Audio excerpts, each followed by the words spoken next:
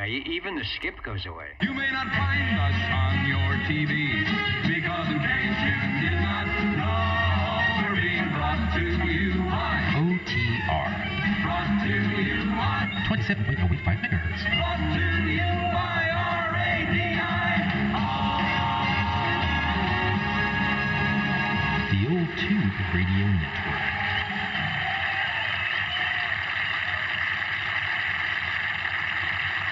Did someone say Old Tube Radio Network? I hope they did. That means it's Saturday night, your favorite place to be, possibly the Old Tube Radio Network, where real radios glow in the dark, and they will be doing just that in a moment. The shortwave listeners will be checking in to let us know what's going on and saying hello, radio. And then your glow-in-the-dark radios, your radios from the late 1950s, 1960s, and 1970s with those vacuum tubes of the Class D Citizen Band radio service, beaconing across the airwaves to give everyone that flavor of what it might have been like to sit in front of your air chair back in the day. We will do that again tonight. So thanks for joining us. Before I get into the official stuff, let me pause here and see if there are any stations that would like to get checked in and continue with their Saturday evening business. OTR listening. 24 checking in. 24. Hello, Joseph. You are checked in, and thanks for stopping by. The Saturday night place to be over. 195. Up in beautiful Coarsegold, where it's never quite as hot as it is in Fresno, and that could be a good thing. Jim, you are checked in, and continue on having a good evening. Thank you, Jim. 56. 56 just for kicks. Amidst the deodar cedars and everything else, I've got my kicks. Likewise, yourself, and you are checked in. Over. Thank you, Dennis. Have a good night. While I'm here and the band is a bit quiet, let's see if we can rouse the 00 for one last time here on this 8-week roster. 00 checking in. All right, eight check-ins in a row, and the 00 will put you in the pot for maybe doing it again in the next 8 weeks, but it's been good, and I hear you great. Thank you, Dennis. Have a great evening. Also got a couple early check-ins on the digital side. SWL68 Michael, SWL69 Kenny out there in Tulsa, Oklahoma, and a few others that we will get as we go along. Let me go ahead and start with the roll call items so we can get to the radios. That is why we are here, to allow the stations who are radio collectors to bring them out of the radio garage, drive them around the block, honk the horn, and do whatever it is that you might do. SWL number 1, of course, with the Cosmic Check-In. Mr. OBP, what does it say? Is here, I am off frequency. No, I don't think is here. You're on frequency. Maybe I'm off frequency. Let me check. No, 27085 is the place to be. And if you are, if you can get to oldtuberadio.net and jump in on the video side, say hello to Mr. Kevin there and tell him that he's indeed 9 pounds, good modulation at Chestnut and Herndon. SWL number 3. Rob is probably, I did not know. I always forget about it, but it is the California QSO party going on this weekend, I believe. So he may be participating in that. Over to SWL 5, possibly Levon. I was busy and I did not get a chance to jump in to Old Radio Night tonight, where a lot of our listeners do hang out. I'm going to bring up the audio just quickly. Yeah, Clawhammer is up there trying to get you. Yeah, there is good audio, and he's on one of my favoriteest radios. It's the Olson Sidebander 2. With the double S meters and the double sideband suppressed carrier audio. It is basically the Regency Imperial before they put in the sideband. So good things going on tonight at Old Radio Night. If you haven't been over there to check in, do so. And if you are joining us from Old Radio Night, thanks for jumping in here. Let's go over to SWL 7. SWL 7, checking in. Checking in, beaconing across the boulevard quite nicely, and I have the X and the square. Over. Thank you. Next up is, where are we going? Oh, SWL10, that's Chrissy and Dwayne. SWL30, I don't see the Jumping Dolphins. No doubt Northern Idaho will be in shortly. And we had some interesting skip earlier, so with the sunspot numbers where they are, it is possible that they could be jumping in anytime live and direct on the OTR S-meter. That sound reminds me, the Echo link is up. We'll jump into that if possible, or when possible, I should say, and the crossband frequency is also up and running. Let's go to SWL 11 and 12, Mr. Cornbread and Dapper Dan, Dan and Dapper Dan, jumping into the old Tube Radio Network tonight. Also want to say hello to Peter, 428. I think I checked earlier, and I'll check again right now. I think the Squamish, BC unit is still down. I'm checking. Yeah, the closest thing is South Forge Mountain at 6266, but I think that is not close enough to be heard. So I'll keep an eye and see if it pops back. I have no idea what, why, or when on our link up. But Private Thor and the gang are listening in, so they'll be talking amongst themselves. Oh, I don't know if we'll be able to join in. Let's go to SWL 13. Mr. Cobra often checks in at oldtuberadio.net, and I will keep an eye out there. Hello to those stations checking in: Fresno, the Chunkanuk, Pennsylvania, San Bernardino, California, Fairfax, Virginia, Plymouth, Minnesota, Anoka, Minnesota, Belfast, Maine, Marshall, South Carolina, a host of others will be in tonight. And 1 minute ago, there's I see a Michael. I see Mr. Cobra. We'll get SWL 13 checked in. Let's head out to Sangertown. Is it quite enough to be heard all the way over the mountain? Hello, 14. Oh, yeah, conditions are excellent out here in Sanger tonight, nice and quiet. And if the skip holds off, we'll have a wonderful evening. So SWL 14 checking on in. Doing a good job. Nice signal, good audio, and that is the ping to end all pings. I remember those days. Sounding good and a portent of radios to come. Thanks for checking in. Yeah, thank you. Warming some things up and looking forward to it. Indeed, and hopefully my voice will last through the net here. We are in the September doldrums for air quality, between them shaking the almond trees and the bad air quality and whatever happens around here. So I will try to make it through. I'll try not to talk too much. We'll let the radios do the talking tonight.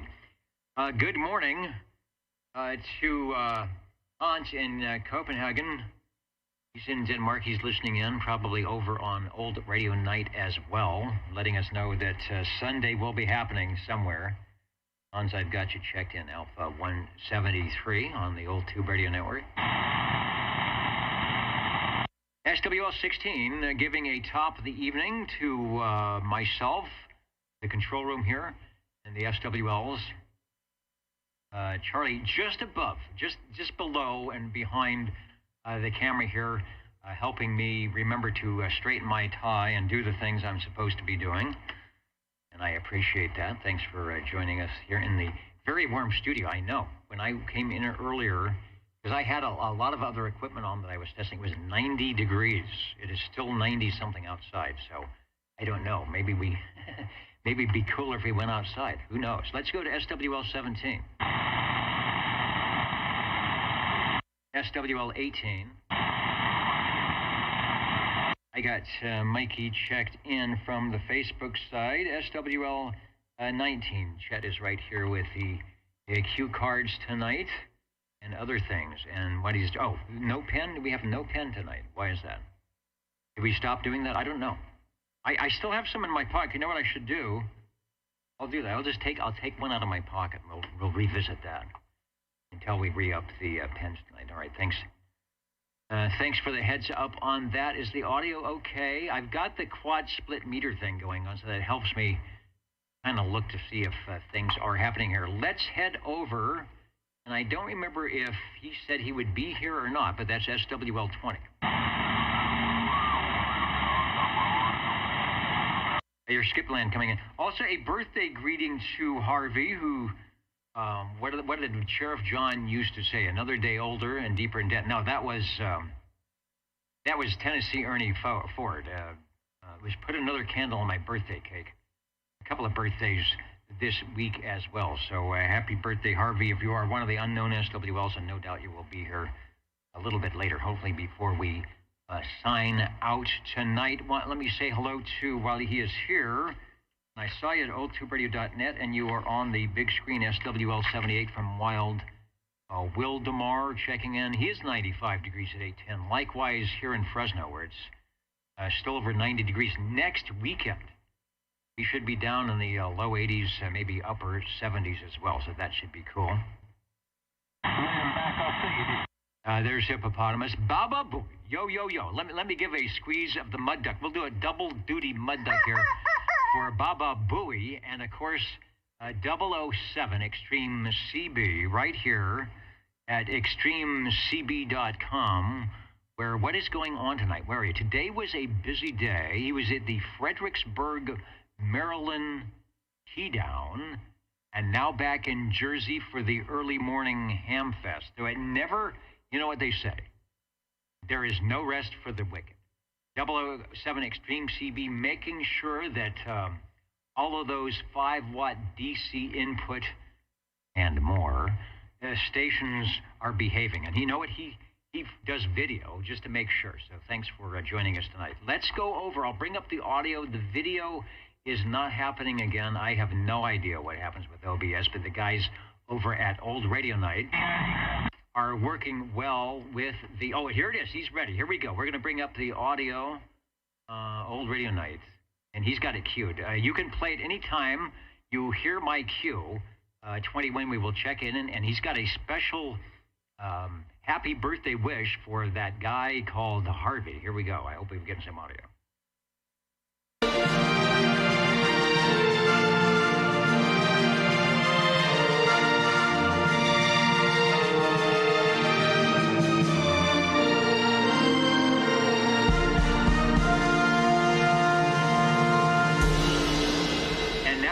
To the item itself, let's see what they're doing. Ben Hur Trucking, that's a superstar. No, lady, don't be mean to me. I'm gone. And the Olsen Sidebander too. That's the voice of SWL 21 on Old Radio Night. Going on now, so what's up, Jen? check out 21SC. And tell them that Old Tube Radio sent you.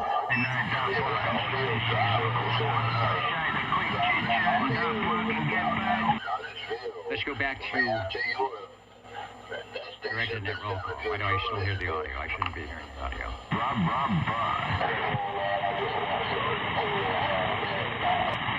All right, that took care of that. You got to press the right button.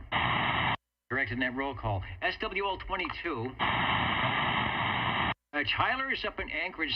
We got reports that Anchorage was coming in earlier, so I'm going to give Tyler, AK Alpha Kilo 295, was probably in there doing his thing. So, Tyler, if you're listening or watching the replay, we've got you checked in. Oh, and Rich is in. Hello, Rich. Another birthday, dual birthdays in here. Big Rich HBD Harvey is his birthday, too, so it is a good thing. Although September, there's a lot of birthdays in September's. In the September boat. So if you do the math, you can take yourself to around Christmas time, I think. And that probably would clue you in. So thank you, Big Rich, for jumping in tonight, and happy birthday to you. Hope all is going well, and I know you're going to have a great time tomorrow in front of the microphonium. Let's go to SWL 23.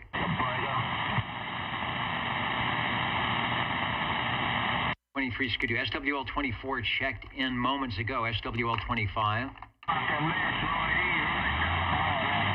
Before I turn the page, let me say hello, radio to stations that are out there. We did get Michael checked in. Tango Romeo 21 X-ray. Joey, we will be checking you in at 103, so don't go away. Foxman 362, Rockwood, Tennessee.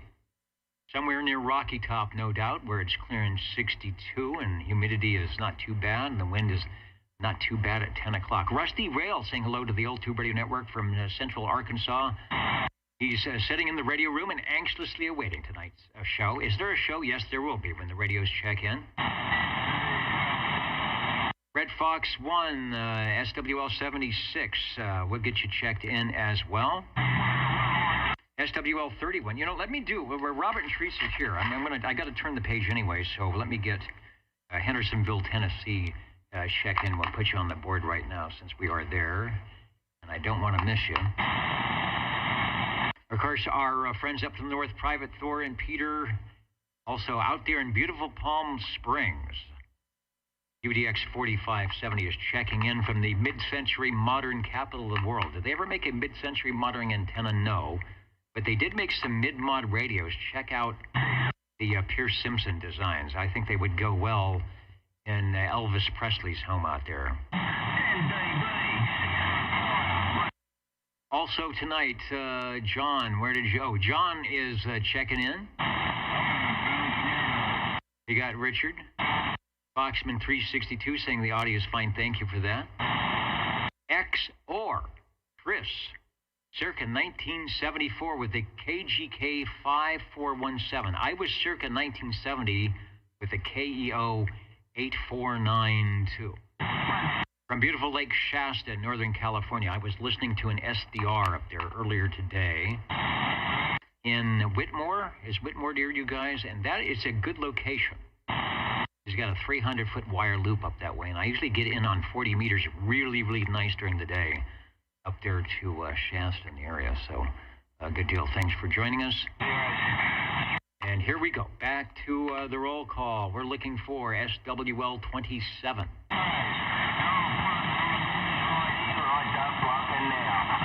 Where the weather is always nicer than Fresno, the air quality likewise. SWL 28. What is happening? Gary, let me know what I'm missing by sitting in the air chair here tonight and not being in the green room. Hostess Pink Snowball. I probably have had about 2 of those in my entire life. They have the chocolate ones and then the Hostess Pink Snowball that had the little pieces of, what was that, coconut on there? I guess that was the snow. And an iced coffee. Well, you are going a Pink Snowball iced coffee. You are going to be climbing the walls, and you certainly will be staying up, no problem, until the end of OTR. Noting that it was a little hot today, humid, 100 degrees. Well, you guys didn't get the breeze like we did. Ours is about 102. How's Fresno State football doing? I don't know. Joe is probably going to let me know if we have a game tonight. We had last week. Last week we didn't do too well. So hopefully if they don't have a bye this week, we will do well. Well, we have to do better. Let's put it that way. Thanks, Gary, for checking in. We've got a proxy check-in for Mr. Loner, SWL 29. We are still waiting for 10 and 30. SWL 31, Robert and Teresa are in the house. SWL 32. SWL 33, myself. Oso Control. The proboscis has seen better days, I'll tell you. At least we're here. SWL 34, that's Jimmy. Keeping all the Facebook things going. We'll get him checked in. From beautiful and cool Cheyenne, Wyoming, I'm refreshing the page to see if we have a drive-by from Red Monkey Communications, probably upcoming. SWL 36, shortwave listener 37. 37 here, Dennis. Good evening. Right on cue. It's as though there was a red light and someone pointed and said, take a transmission. Everything is going great here. Yeah, there's the red light right there. It says on the air. On the air. Doing great. All right, if you are back into the radio room at the appropriate time, we've got a space for you on the radio list. Thank you much. All right, thanks for stopping by. Rumor has it it's chilly in Sylvania, Ohio. Well, chilly, what is it? Chilly is as chilly does.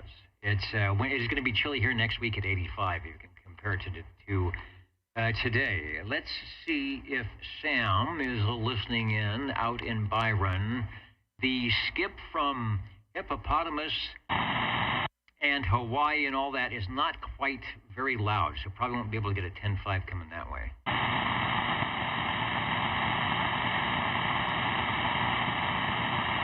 And starter, Hola Radio. Thanks for joining us here on the Old Tube Radio Network. We are in Central California, where it is about 21 minutes after 8 o'clock Pacific Daylight Time, something we do here on the air live, 27085, where the skip to be going on most Saturdays, the Old Tube Radio Network, where we talk about, check in, listen for, and generically try to recreate the sound of your CB radio back in the day when solid state was just an idea, and the vacuum tubes ruled the roost. Let's go to SWL 29.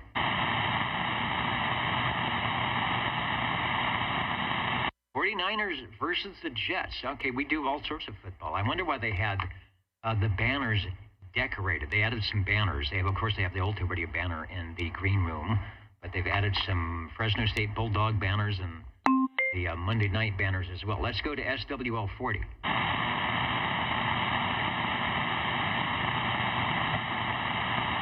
SWL 41, hello to Road Dog 507. Checking in, of course, from the Tri-County RAC, Hudson Valley, New York, and wishing everyone a good evening. Thank you, 41. It is a good evening indeed. All right, the station that is having to add a room, getting one of those tough shed buildings with some air conditioning to put all the radios into, SWL 42. Yeah, Jerry and Dennis show over here. Let's check in 42 in the gain, and yeah, when you guys see all his microphones, it's just unbelievable. Thank you, Dennis, and we'll be out here ready to check radios in.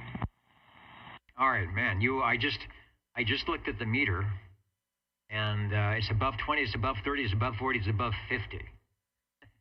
It's pushing 55. That is a big signal here in Midtown. So we will look for you coming up shortly here on the Old Tube Radio Network. And thank you. Terry said things are sounding great through the tube amplifier. A little bit of tube audio for your oral pleasure. Let's go to SWL 43. That's AURAL. SWL 44. I did see Mr. Ray wishing Harvey a happy birthday. So, Mr. 360, I'm putting the X in the square over.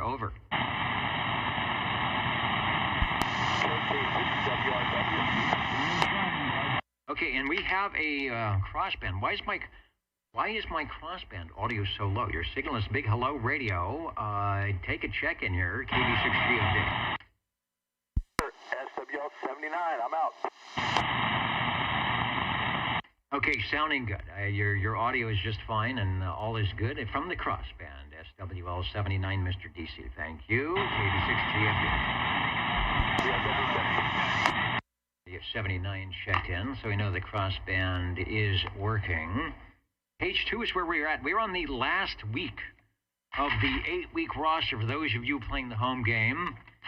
If you've done it correctly, I know I haven't, but if you've done it correctly, you should be on the very last box. It says, what does it say? 9-7, I believe is what it would say. Back to the roll call. SWL, we were at 44. SWL 45, Paul and Kelly, hello to you. Hope you were having a great weekend, and thank you for listening in. And 21 says he missed a check-in. Actually, you didn't. We played the Harvey Happy Birthday tribute.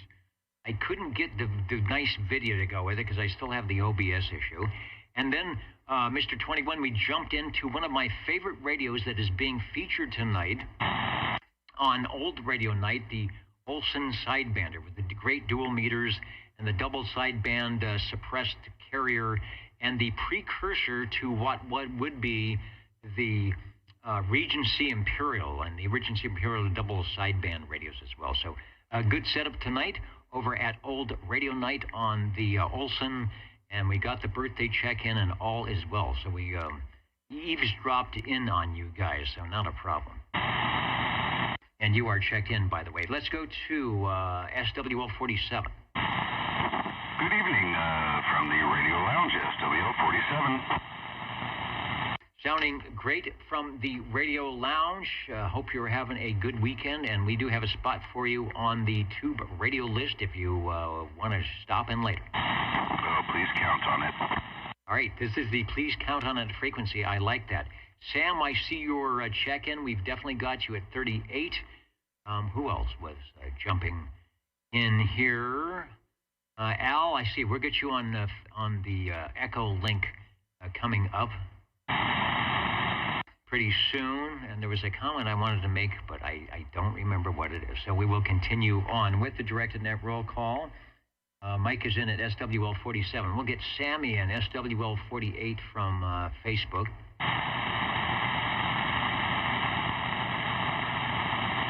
Oh, I know what it was. I think, was it 11 and 12? Did Cornbread make it in?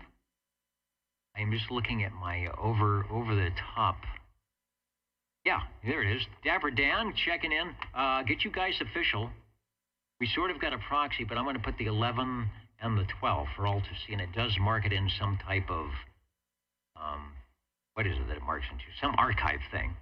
So we're to go back and say, what happened on September 7th of 2024 in the old Tube Radio Network? They would say, oh yeah, those guys checked in. Let's go to SWL 49.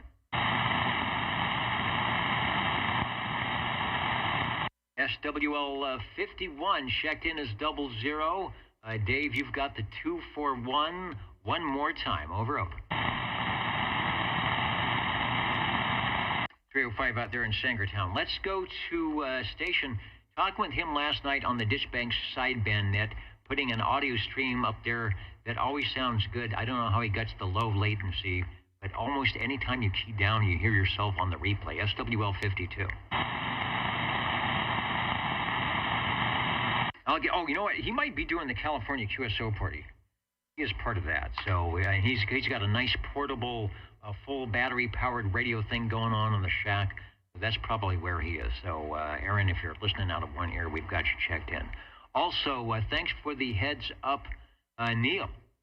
Well, you know, maybe I did miss you, so let me go up the page. I will scroll back at some point if you left an item of interest for us, but we've got SWL 147. I'll make it official by clicking the mouse onto the appropriate number here.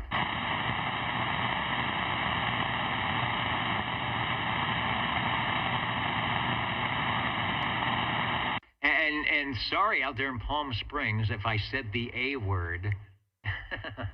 It was only as necessary. So I will make sure we don't have soap here. I'll wash my mouth out with something a little bit more tasty. Let's finish up page 2. SWL 53, Mr. Belair. Yeah, 53, the legend, Dennis, and I had a birthday this past week, and I enjoyed myself with a impersonator, Jeremy Spears. Had a great time. Tibor. Hey, that sounds great. Another birthday, so happy birthday to you. And I'm glad you can jump in on the old Tube Radio Network, and it sounds like you had a good time, which is the prescription for a great birthday. Thanks for joining us tonight. Thank you very much.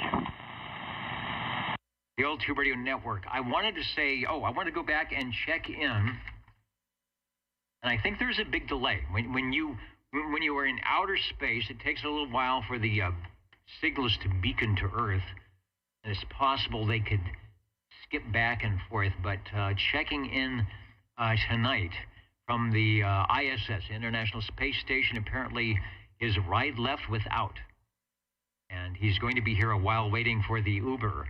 Probably you can hitch a ride on SpaceX, but that isn't showing up until February, I think, to rescue the other astronauts. So just be good, and we'll get you back on that. 23 Skidoo.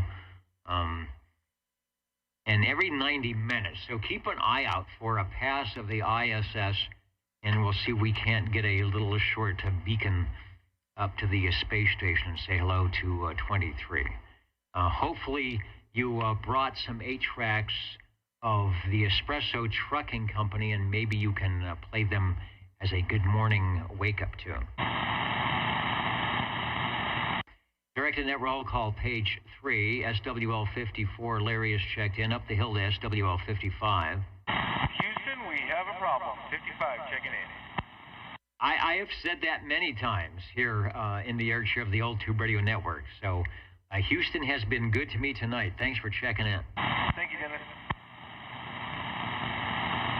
SWL 56 checked in just for kicks a little bit early, so the X is in the square. And right here, right now, as Motor Mouth Mall, let's say, Brown Dog Audio, SWL 57 checking in and keeping the doors locked, eyes peeled for the active shooter, South Central Kentucky. I don't know. I'm not going to make a comment about that because it's not a commentable thing. It's a tragic thing.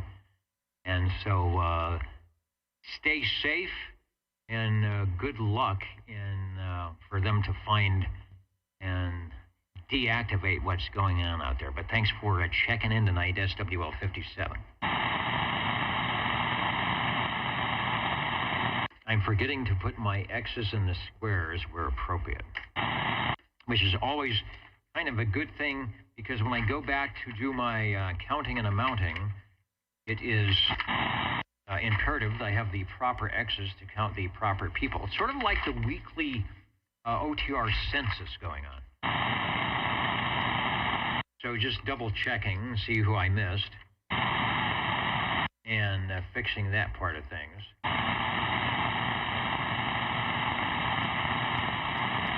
I think we're looking good. Let's go back to page 4 and continue with SWL 58. SWL 59, is Uncle Hairball out here? Is he over at ORN? Cause him trouble? You know how he is. There's Levon. You know, did I get you earlier? I probably checked you in knowing that you were out there lurking, but I see I didn't put an X in the square, so 5, you are checked in. Proxy 59, thank you, Joey. I will do that. Not a problem. Were I to actually be on the proper page, let's go to Joe, SWL 60. Thank you, Dennis.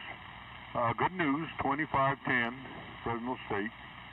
Not having the problems we have with Michigan, but Texas fixed Michigan today. Put them out of commission. SWL 60, checking in, Dennis. Hey, sounding good, doing it. And who is Fresno State playing tonight?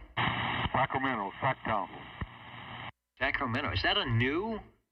Is that are we in some different conference? I don't remember playing Sacramento before.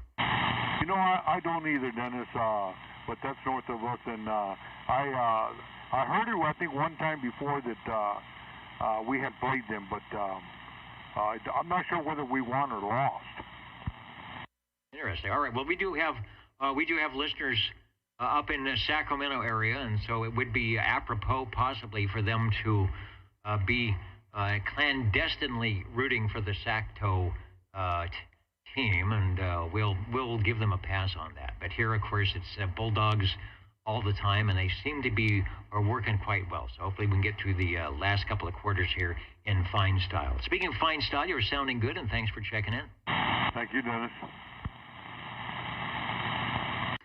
Old Tube Radio Network, real radio's glowing in the dark. We've got the quad meter set up. I want to explain. Somebody asked what that is. The top, if you're watching the video, the top left is the REA meter. That is directly off of the transmitter here. Shows my positive peaks and my negative peaks and a little bit of asymmetrical modulation. Looks like it's good, and there's also a scope thrown in for good meter and some warning lights that I tend to ignore because we don't seem to be distorted. There's the S meter from the particular radio. I think that's showing my power output. Of course, it's showing incoming on the radio side. There's our list. We know if you checked in or got checked in, or we called you just below that. Going around the bottom is the Orban the Orban loudest meter. So I'm kind of cutting it off there. But anyway, That just shows that all the levels are good, and you can kind of gauge your loudness opposed to somebody else, see if you're in the ballpark, if you're low. And then there's that OTR guy, who hopefully will be replaced by the tube radios coming up soon. Let's go to SWL 61. 61 checking in, Dennis. All right, thanks for waiting in the heat for 61 to be called, and you are sounding good here in Midtown tonight. Thanks, Dennis. Have a good night. Yeah, and the band is behaving. I do get a little bit of skip. I'm going to go over to the map, and we'll see what we've got for 28 megahertz. It says digital side, a little bit at Seattle, and a little bit on North and South Dakota, and that's it. So I'm probably not going to hear anything for a while, but don't go away because the air is energized. Let's go to SWL 62. Shortwave listener 63. And let's see, let's put a check in, X in the square for Cowboy, UDX 357 with a check. No problem there.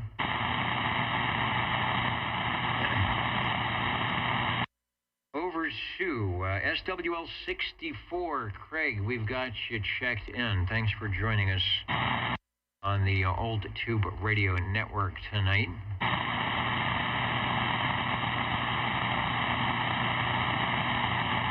Over to SWL 65. I'm going to get a proxy check in for Eric. Over to SWL 66.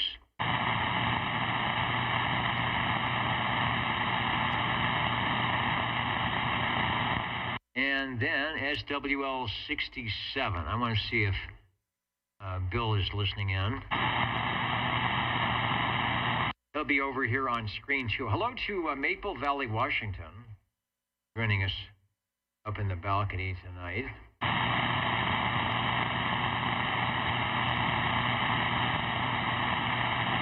Who was I checking in? 66, 67. I don't see Bill in just yet, so we'll hang on that. SWL 68, Michael checked in earlier. SWL 69, likewise, Kenny in Tulsa, Oklahoma. It was a pleasure to check this station in last week when he climbed the mountain. He went up to, 10, 12,000 feet. He might have been at Mount Whitney, beaconing in to the Old Tube Radio Network, SWL 70.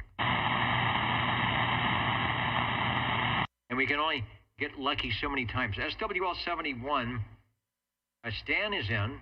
He's working the Route 66 special event. Well, there's a lot going on. I didn't tune in at all. It was a busy day. I was planting trees. I got a couple of trees planted today. Stan is in Dallas, Georgia. He's very active in the amateur radio side of things. One, just to be active, and two, to actually make sure that the stations and people who would like to get their licenses do just that. And he has licensed quite a few, and now he's working the Route 66 special event where there are typically stations positioned around the classic cities along Route 66, and I should know what they are. I did a program on that. I know Flagstaff is one. There's somewhere in Arizona. But anyway, I will misspeak if I say more, but there are stations that are in those places along Route 66 where you can check in, and I think if you do it right, you can check into all of them and get a special certificate or something like that. So he is out there tonight doing that. So Stanley got you checked in. Sounds like a fun thing, and they do it every year, a couple of times a year on ham radio on all various bands and frequencies. So it's easy to get in where you want to do it. I want to say hello to Trinidad in the Caribbean. Sometimes if you're on lower sideband, we could probably hear you guys out there second time watching the Old Tube Radio Network here tonight, broadcasting, beaconing, transmitting from Central California, listening worldwide. And our tube radio operators will be joining us shortly after the roll call, and you will hear and see some of the great radios built and produced for the 11-meter citizen band radio service containing those vacuum tubes. Let's go to SWL 72. Shortwave listener 73. I'm going to get John checked in. He's working the California QSO party. SWL 74. We got a proxy check-in from Miss Jilly. SWL 76. Red Fox 1 from Johnson, Rhode Island. We've got an X in the square for you. Thanks for joining us tonight.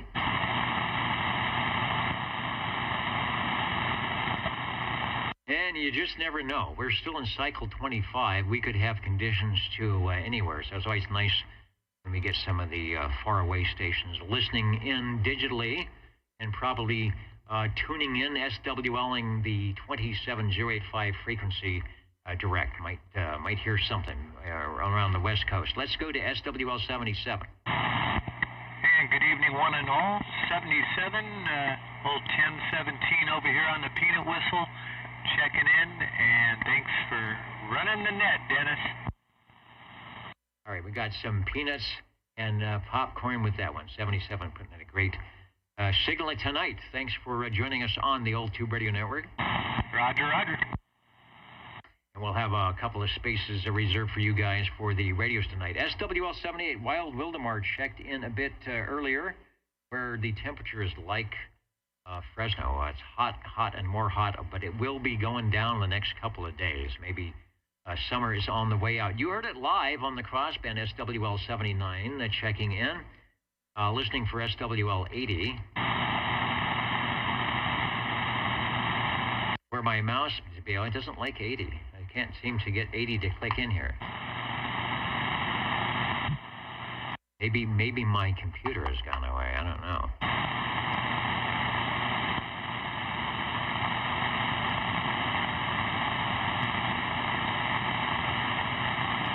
Is it time for feeding the fish? I think so. 27.085 OTR, channel 11.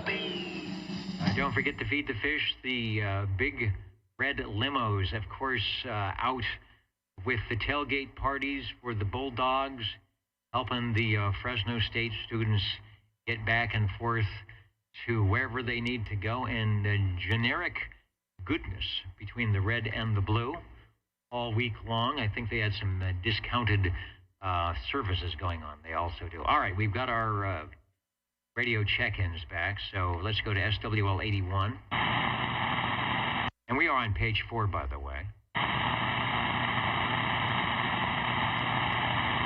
SWL 82.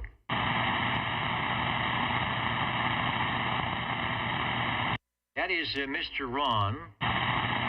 You will hear Bones on the old, not the old, but the Ditch Banks. It's not old. It's actually any radio you want. Ditch Banks sideband nets. Fridays, 8 p.m. Pacific Daylight Time, 36 lower, 27,365. Jump in on the roll call if you're there. Jump in as a visitor after the roll call. He does pretty good with the DX conditions, so give it a try on Fridays here on the West Coast at 8 p.m. Next, we have Jay-Z was out there listening, SWL 83. Out in beautiful Sylvania, Ohio. Jay-Z, I will click the button. You'll be officially checked in.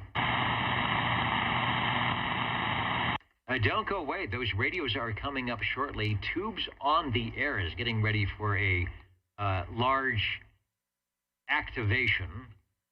And we'll be talking to Tony here in just a little bit and make sure things are going well. We've got the check-ins for Cheerios Kid, Mountain Maid, Tandy Girl, and the Snowy Owl. That's 84, 86, 87, and 88, respectively. SWL 89. We've got a check-in for SWL 90.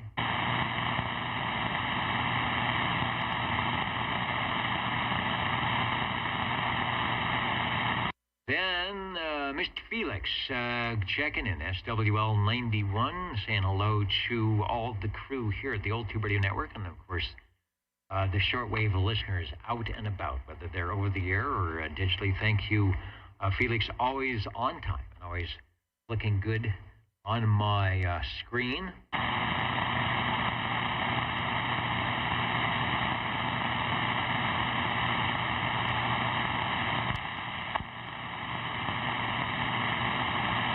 checking to see how the comment page is doing. Wait, it sure sounds like my 1-2 radio. I may have to fix that. You know, let me do that right now. I think I've got the expander expanding a little too much here. Here, let me try that. I think that might be a little bit better. Maybe the threshold is. Yeah, threshold is up. Okay, that should be better. I don't want to turn it off completely, otherwise you'll hear the noisy radio room. Let's go to SWL 92, Mr. Roman.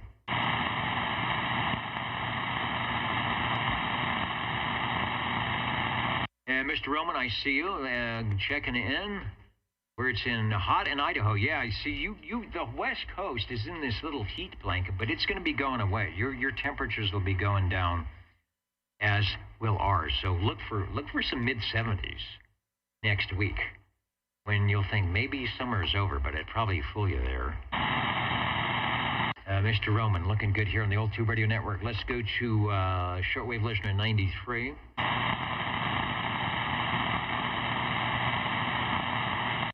Yeah, that's the turkeys in outer space. SWL 95. Out there in Foreland, SWL 95, checking in from Orlando, Florida. Good to have you joining us tonight. 95. I see a few extra spaces, but the X in the square looks good tonight. We'll be carrying you over, of course, into our new 8-week period. So thanks for remembering the Saturday night place to be, and I hope you are feeling well. Oh, and Dwayne, not good internet tonight. All right, everyone have a good week, and they're gonna sign out and look at their service provider. All right, well, we did get you guys in 10 and 30.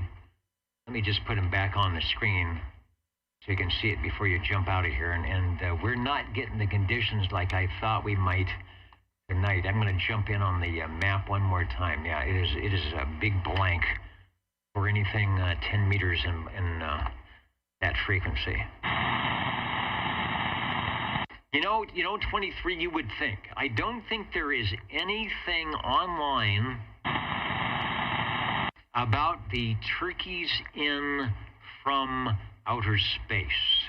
You could Google that, but were you to find something, I'll guarantee you would be shocked, and that is indeed not turkeys in outer space is indeed not a Mel Brooks item of interest. But it is very stealthy indeed. And somehow, it may show up on the Universal Media Network. Thank you, 95, out there in Orlando. Where are we going? Let's go to SWL 97. That's Jim out in Boston. Thank you, Gary, for the update at halftime. Fresno State 20. Fresno State 20, Sacramento State 10.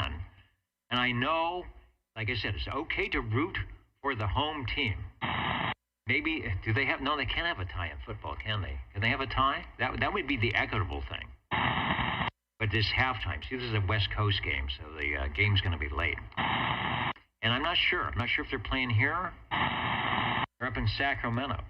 If they were playing here, we're close enough to Fresno State. Sometimes when they do the fireworks, we can hear them if I have the window open. Let's see if Tracy is around tonight. SWL 98.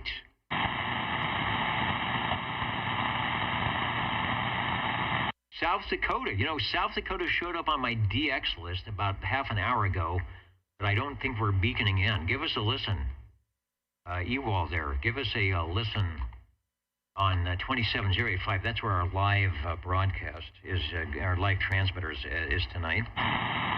SWL 99, that is Radio Randy out in Cape Creek, Arizona. I talked to him a couple of nights ago on 40 meters. He was sounding good, and he said to make sure he gets checked in if he wasn't able to make it tonight. So, Randy, if you're listening or you're watching the replay, you are checked in. We have an official activator for Tubes on the Air, and that is Tony. So we're going to jump over to the Echo Link and see how things are going for our soon-to-be activation of tubes on the air. KD4BAO, KB6GFD, take a transmission, sir. And Tony should be joining us via the Echo link coming up here. Good evening, Dennis. Please check in SWL 100, KD4BAO, back to net control. Okay, 100 is checked in. We've got the green light, and likewise the green light for the tube activation coming up in about 10 minutes. And we're hoping to fill up a lot of spaces tonight. Thanks for joining us. AB6GFD. And while I am here on the Echo link, let's check in to the I think it's to the north and the east for Al. See if Al is listening in and find out what's going on. Get a check in from Al. KI6CBA KB6GFD. Take a transmission. Say hello, radio. Beaconing in. Hopefully he's got a little bit of audio tonight. Up there, and I don't remember where he's in Minden, I think somewhere up in Nevada, if he's listening in. He may have stepped away from the radio, so we'll continue on, but if he jumps in, we'll grab him.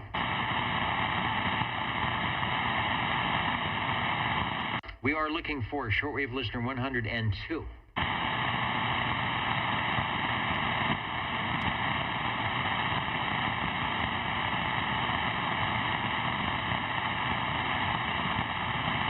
And there is 102. I knew he would be there. I was just kind of dragging my feet. Make sure I could put the X in the square where necessary, and make sure that Arkansas gets on the list tonight. Looking good, sir. Let's go to shortwave listener 103. And Joey is in. He checked in over at oldtuberadio.net, and I believe he checked in on the video side. He is there right now, saying hello, radio, waving from upstate South Carolina, where it's finally cooling down. That's a good thing when the humidity is high. Thanks, Joey, for joining us here on the Old Tube Radio Network. Over to a shortwave listener 109, who was sounding pretty good on the old Dish Banks sideband net last night. Let's see if he's out there tonight for Old Tube Radio Network, SWL 109. Good evening, Dennis. Crawdad 109 checking in. 109 checking in. It's always nice when you can hear me and there's not too much skip. I can get you checked in. Thanks for listening, and your X is in the square. Yeah, it is pretty nice without the skip. I was kind of worried about it tonight when I turned the radio on. It was coming in pretty strong, and I could hear bits and pieces of you through it, but it kind of died out, and I can hear you great now. Thanks for the check-in, Dennis. Good evening.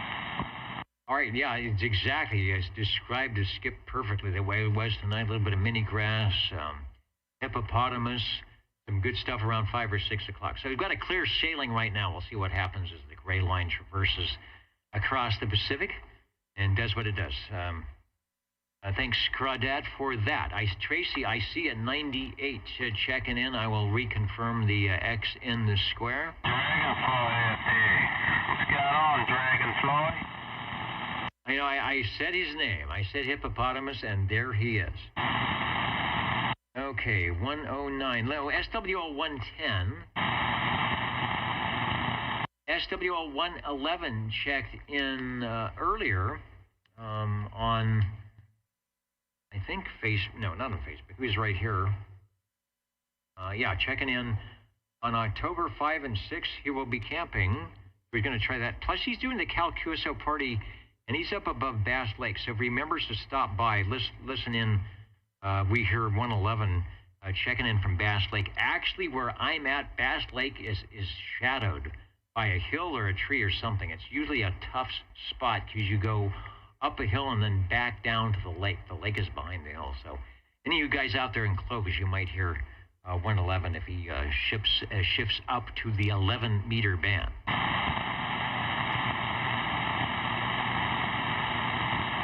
All right, Tracy, hello to Paul, who is listening in. Let's go over to SWL 113. Over to Rickshaw, SWL 114. I think I don't want to comment there and cut off radio today. I would just kick back and wait for the conditions to and we'll see what she brings. All right, Dragon, take it easy. Bye, bye, bye. I'm trying to get wiped out here. SWL 114. 114, Jackson, yeah. All right, thank you, Wayne. X in the square once again, and thanks for joining us here on the Old Tube Radio Network. Thank you, Dennis. Out to Fairfax, Virginia, SWL 128. John is with us tonight, checking in, joining us moments ago out there in Fairfax, Virginia. So if you don't have an early or too early morning, you probably always do have an early morning, but not too early, you can stay up with us tonight. That would be a good thing. SWL 131. 44. Oh. Just when we said there was no skip, I think we jinxed it there, Crawdad, by saying it was quiet. SWL 133.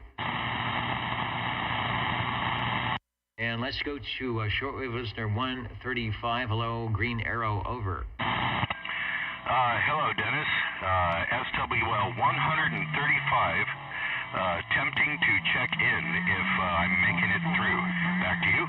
I just got my camping in. Yeah, you got through that cotton picking station, and you're doing good. So no problem checking the radio tonight.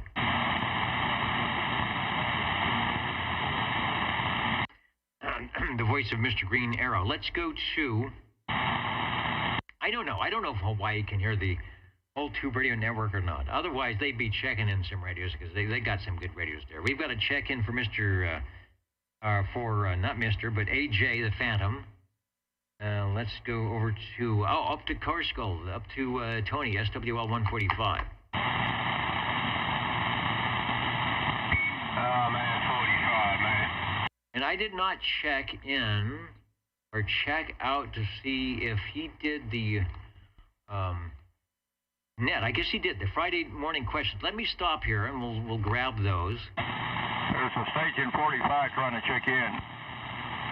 45. I'm listening. Hello, 45. 111. Over. Yeah, tell 111. Tell Robert he's checked in.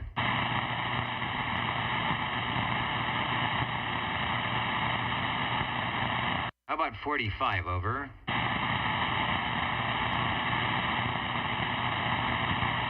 All right, well, they said they were hearing us in Hawaii. But I do have Reedleytown, 111.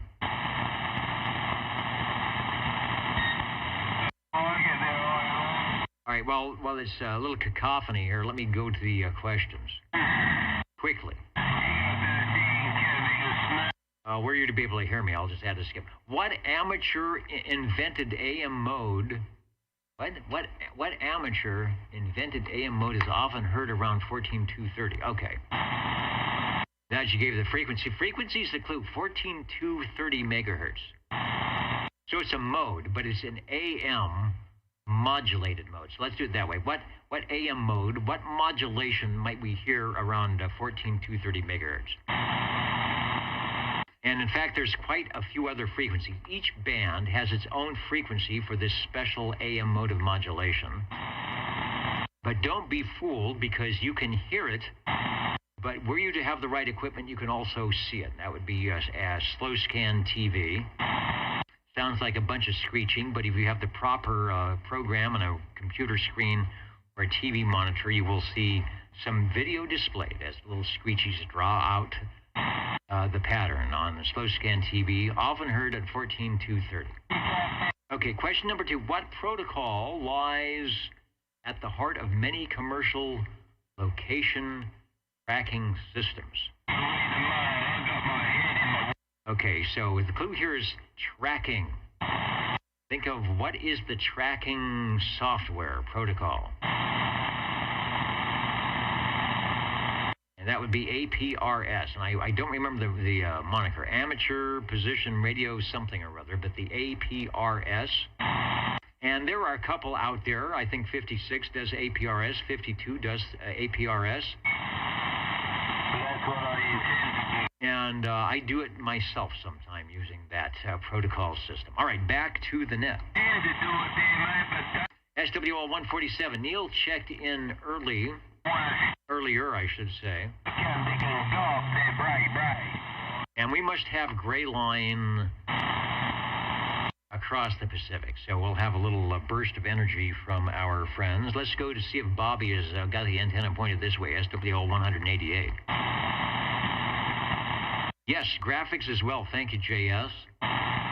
And there's sort of ways to do it, even on single sideband, if you're watching one of those waterfall SDRs. All right, nothing heard from 188. 195 out of Corswell checked in early. A smart thing there, Jim, because, of course, now I probably wouldn't be able to hear you with all the skipping. Let's go up to Shockwave, SWL 226. Don't struggle too much now, Cam. And anybody else who I missed or anybody would like to check in, we're listening. SWL 40. Hey, 40, all right, we were looking for you last night, looking for you tonight, and there you are. So you have traversed the mountaintop. I have traversed the bugs on the roads, and now I have to clean my teeth. Okay, yeah, it's a little warm to be jumping around out there, so make sure you get lots of water, but you know how to do that. And take a breather, and we'll look for you a little bit later, but you are checked in. I'm going to switch over to the tube radio, so give me a moment or two to do that. When we come back, it'll be the time that shines on OTR for those classic tube radios, and I know there are quite a few warmed up tonight. So stand by, and we'll be back in moments here on your old tube radio network.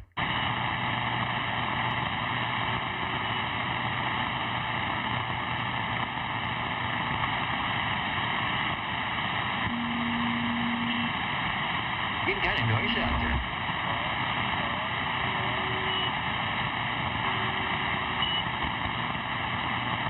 Can I get a guest check-in? This is the guest check-in frequency. You have come to the right place. Over. This is Dirt Dog 982 with a guest check-in. All right, the number 9, the number 8, the number 2. 982. If you Google it, you will see the likeness of the Dirt Dog. Checking in now worldwide and here on Channel 11, the Old Tube Radio Network. Dirt Dog, thanks for joining us here on the Old Tube Radio Network, and come back next week, won't you? I will, thanks. All right, thanks for joining us here on OTR, and we'll be back in moments with your radios.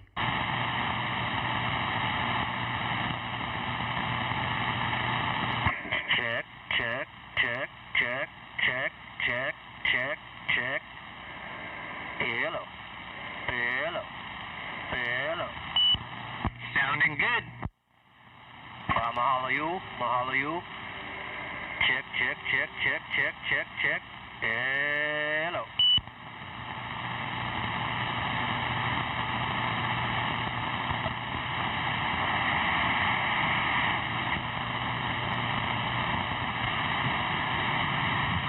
Where's that Baba Charlie at? Where's that Baba Charlie? Hello. Audio check, audio check, audio check. Charlie.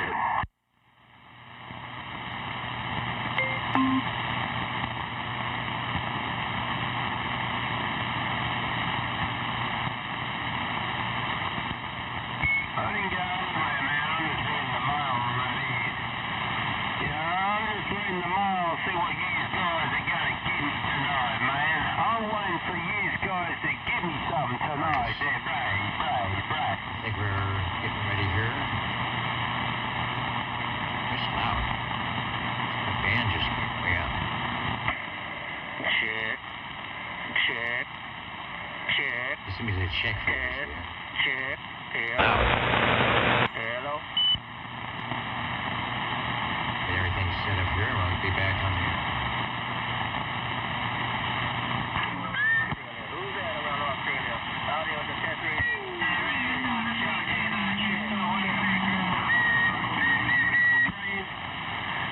You still body ground from you.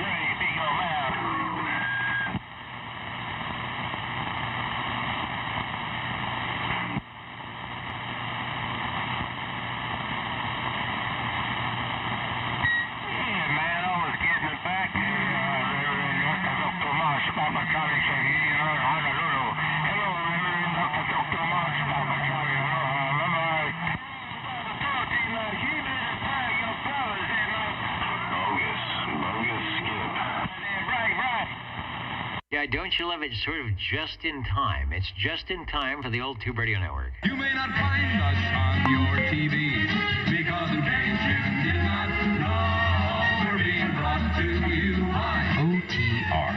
Brought to you by 27.085 megahertz. Brought to you by RADI. The old Tube Radio Network. All right, we are back, and I will say we are back and better than ever because we will have the tube radios doing what tube radios do, and that's sounding really good. The studio is good. I don't have a pen. They said to just pull one out and then say it is from, where is this from? D&J Radio Sales out of beautiful, the 218 area code, Minnesota. Three River Falls, Minnesota. So thank you for that.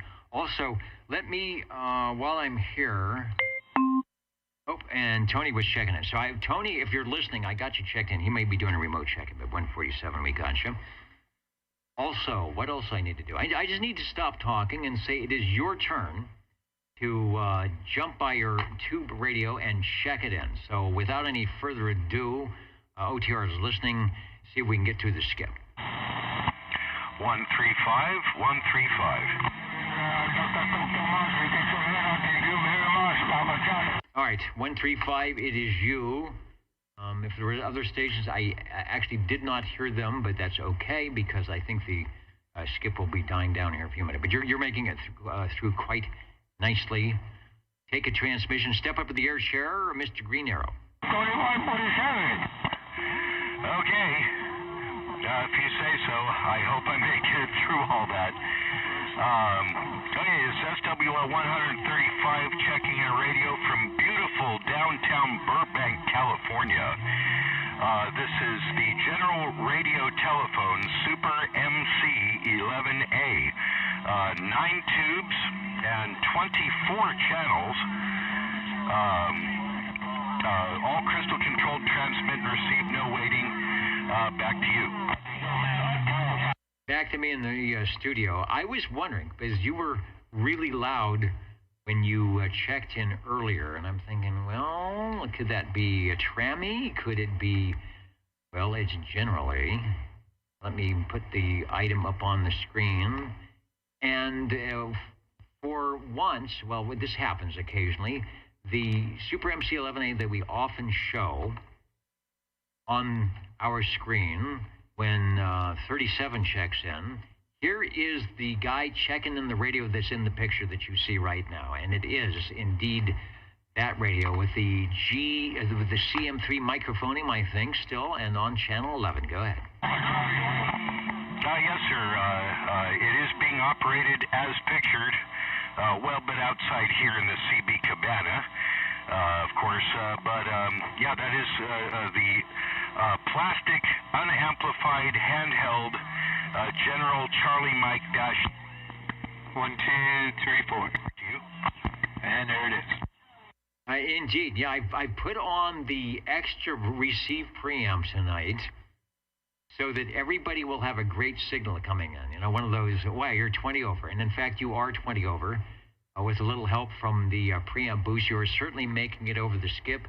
The audio is super loud, as one might expect from the Super MC11A. There was a Super MC11. There was a Super MC12. But I think the one that works the best is the Super MC11A with all of its 24 channels over. Yeah, Roger. And the great big giant tube in the middle, I believe, is the final, which is a 6 GE5. Great big huge tube in the middle of the radio.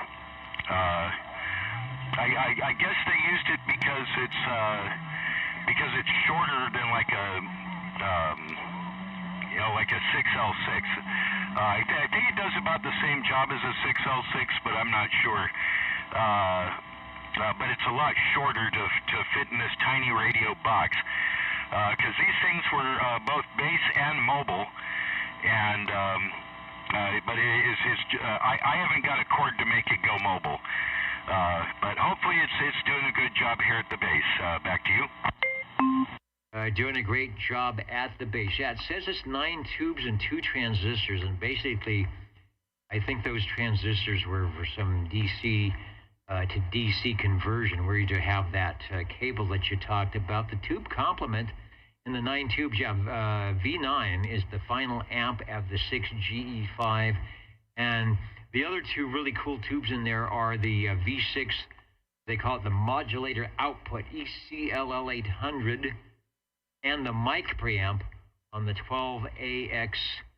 And I think if you get a good rolled 12AX7, that it further enhances the audio coming out of that thing. But always nice and superlative sounds from just the supplied microphonium. Who would have thought?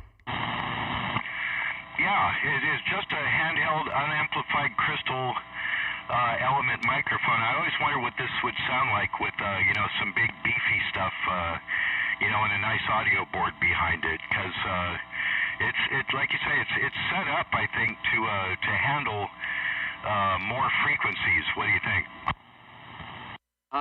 Yeah, and there's the modification where you can, they call it strap the radio with the plug in the back. That doesn't do much for the audio. In fact, it makes it a little less, but it brings the signal up, but you don't have much headroom. So I think they got away with the 24 channels, 24th channel being the Civil Air Patrol, and the fact that possibly you didn't need an approved 5-watt DC input to do the Civil Air Patrol, and they didn't make it a switchable front-end thing. You had to plug in a plug, or you had to put a plug back in the jack back there to do some trickery. No modification necessary. I'm sure they're hearing you in Skipland, no problem, just like they say, like Mr. Rogers. The Mr. Rogers of CB Radio would say, we like you just the way you are. Back to you for transmission. It's radio number 1 on the list from General Radio Telephone, housed in beautiful downtown Burbank about 50 or 60 years ago. Take a transmission. MIC. It's a microphone. KEY. I don't know. I don't want to get in trouble with Disney. But yeah, I'm glad you brought that up.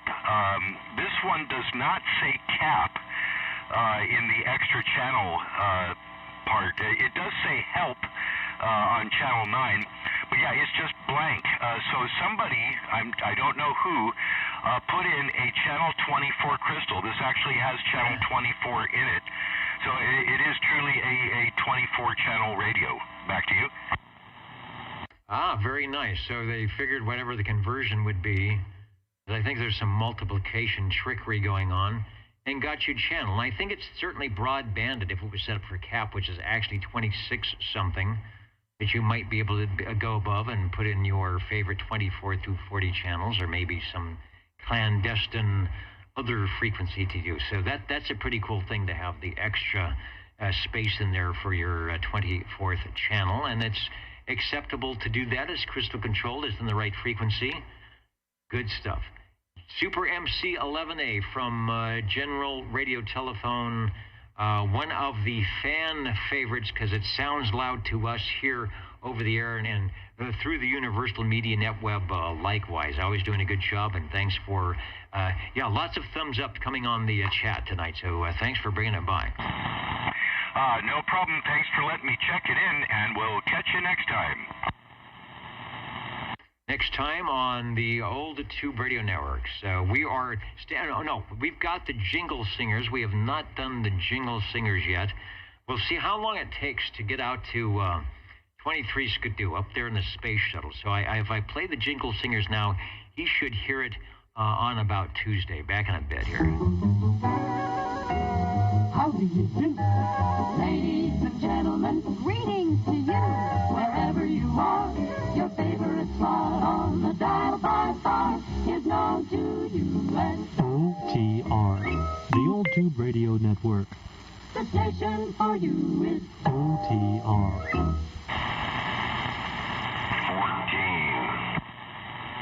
All right, we're going to brave the skip line. I think we had a little burst of gray line. And you are certainly loud enough to compete, so we will give it a try.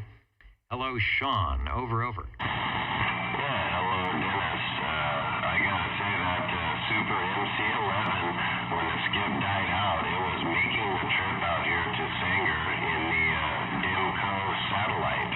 That's where I'm on tonight, the Dimco satellite, with a amplified D104 microphone. Back to you.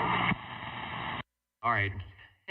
It almost doesn't even sound like you. There is so much big audio coming out of that. I will find, because there are a few from which to choose, so I will find the Dimco satellite, and I believe it is not that one. I think it is the CB1 that is the one with, just confirming, that is the one with the magic eye tube and the transmitter over. Yeah, that is correct. My son was just laughing. The skip just came booming in, of course, when I keyed down. But, yeah, it has the magic eye tube, which is modulating. I also have the modulator on top of the speaker here.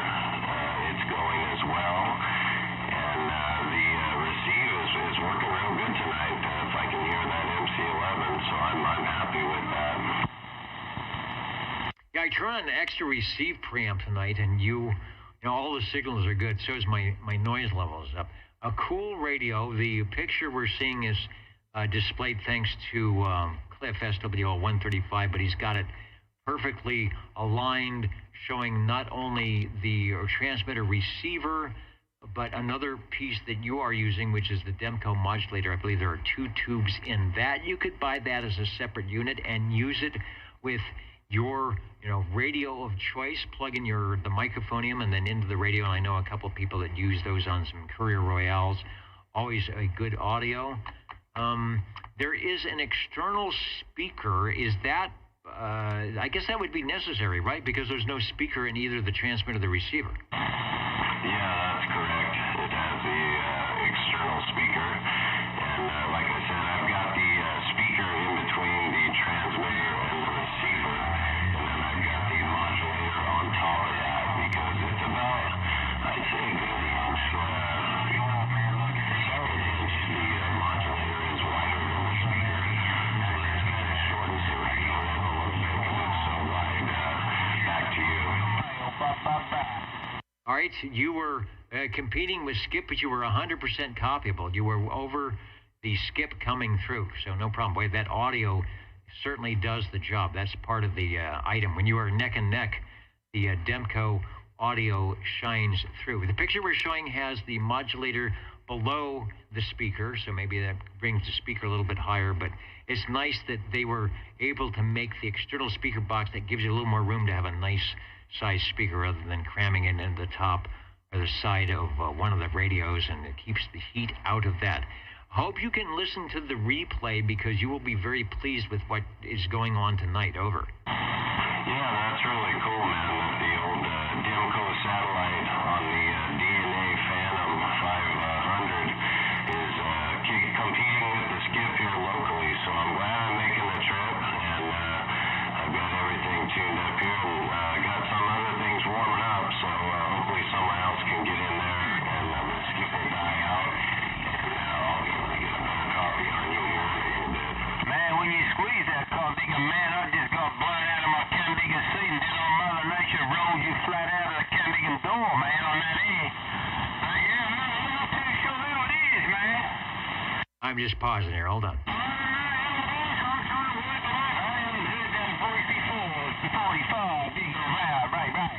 All right, then you smoked 45, you smoked hippopotamus, and again, you made it through the noise tonight. The Dimco sounding, looking, and doing a good job here on the Old Tube Radio Network tonight. Somebody wanted to know the tube count. That's a good question. I'm looking through my Rolodex, and I don't have a tube count on either the transmitter or the receiver. Harvey might be able to look that up in, and I think these should have been in the Sam's photo fax. What the Brownings come in close to about 16 to 18, and some of them are even more. So that would be a good test, a good question to see how do these compare to the Brownings in the tube count between the transmitter and the receiver. And the sneaky thing, we'll call it a sneaky thing, but the sneaky thing is they get 2 extra tubes with the supplied Dimco modulator. So maybe that would be a good thing. Radio number 2, Dimco satellite. This is known as the CB1. So if you were looking up or looking for one, check out the satellite CB1. We can go back to the jingle singers. We want Skipland to know what it is they're listening to, and we'll be back with your check-ins on the Old Tube Radio Network. How do you do? Ladies and gentlemen, greetings to you, wherever you are. The friendliest nation from by far is known to all as OTR, the Old Tube Radio Network. The station for you is OTR. We are listening for Radio 3, the Old Tube Radio Network. Break OTR.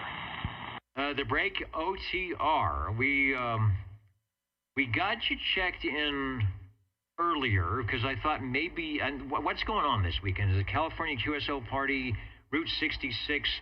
I know you've got the portable battery, so maybe you were out there toting it around on the wheelbarrow, but you are sounding good now. 52, go ahead.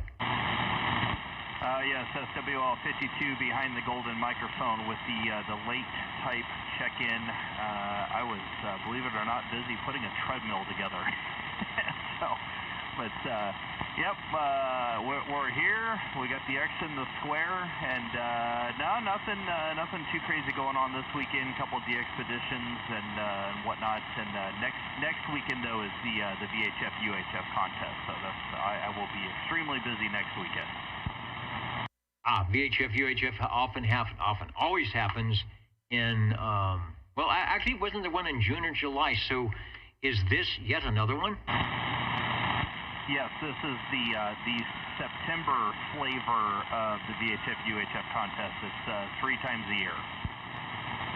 All right, and no doubt maybe they're strategically placed due to we've got changing seasons. It maybe it should. In fact, it should be really nice weather next weekend. And Aaron has a very nice, fancy radio that will do UHF, VHF, and maybe even really UHF. So he's got the radio. So it's gonna be a fun night. Yep, a whole 10 watts on 1.2 gigs. So very good, and we'll be listening out for Radio 3. We'll catch you later, Dennis. All right, thanks for your checking in.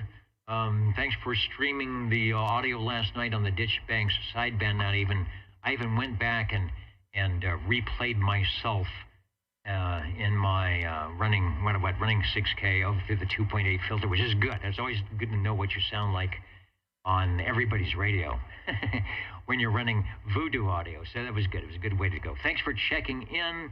We are, as Aaron mentioned, listening for Radio 3.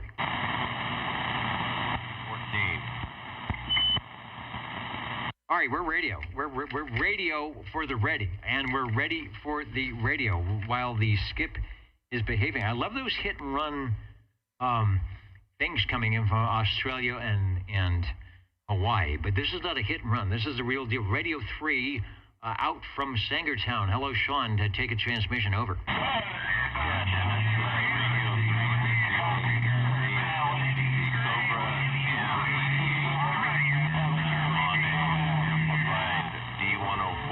Microphone tonight with this radio.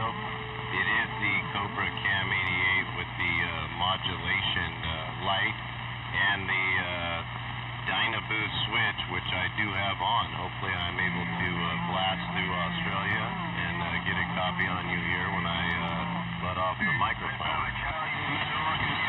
Yes, I hear you just fine. This radio probably has a few dB less on the S meter. The audio is still good. Nice, clear audio coming through the noise, at least that time. We'll see how it works. I've got a picture, and I'll have to move my thing here, of both Cobras, the one that had the mod light and one that had the range expand, and it is working for you well with the range expand. Over. As I get wiped out. Kind of lost you there for a second, but yeah, now I've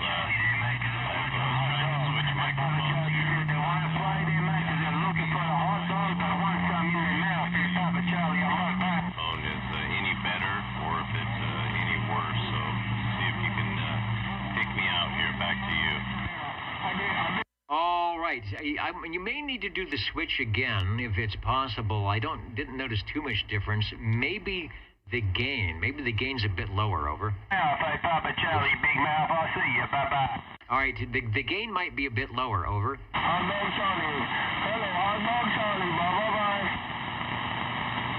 Man, I want to stick the hot dog in your mouth, Papa Charlie. I want to stick it in you.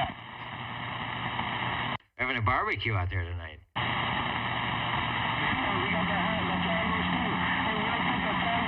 Okay, there we go. It's having a difficult time. Hopefully,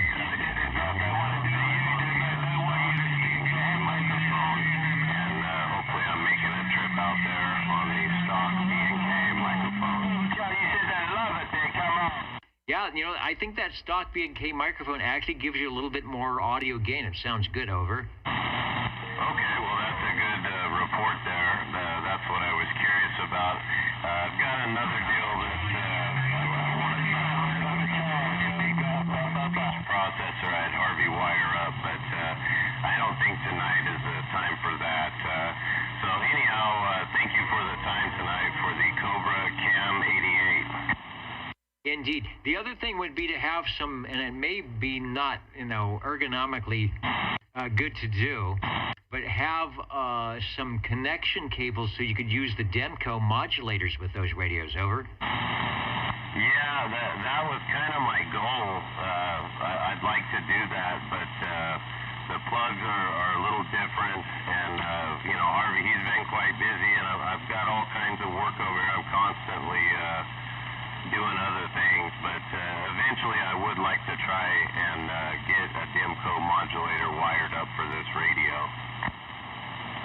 Because it has good audio already, so I'm thinking you wouldn't need to turn it up too much. It might just give a little bit more fidelity on the high and low end, maybe a little bit more gain. But what you've got now, I bet you're very close to 100% modulation, and it does help give you a little bit more forward movement on the meter and get through the noise. On the radio right now, the Cobra Cam 88, sounding good, looking good, and doing a good thing. Yeah, thank you, Dennis. I'm warming up another one here, and hopefully I get it checked in and cut through the noise again.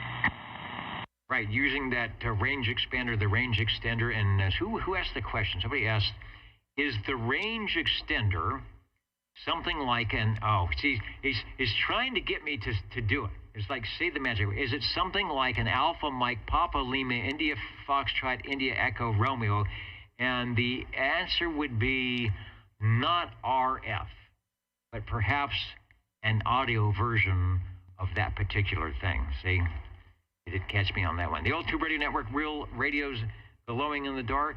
Radio number 3, of course, the Cobra Cam 88. We are standing by listening. The skip is back on the gray line. Who knows what we might hear? Hopefully your radio.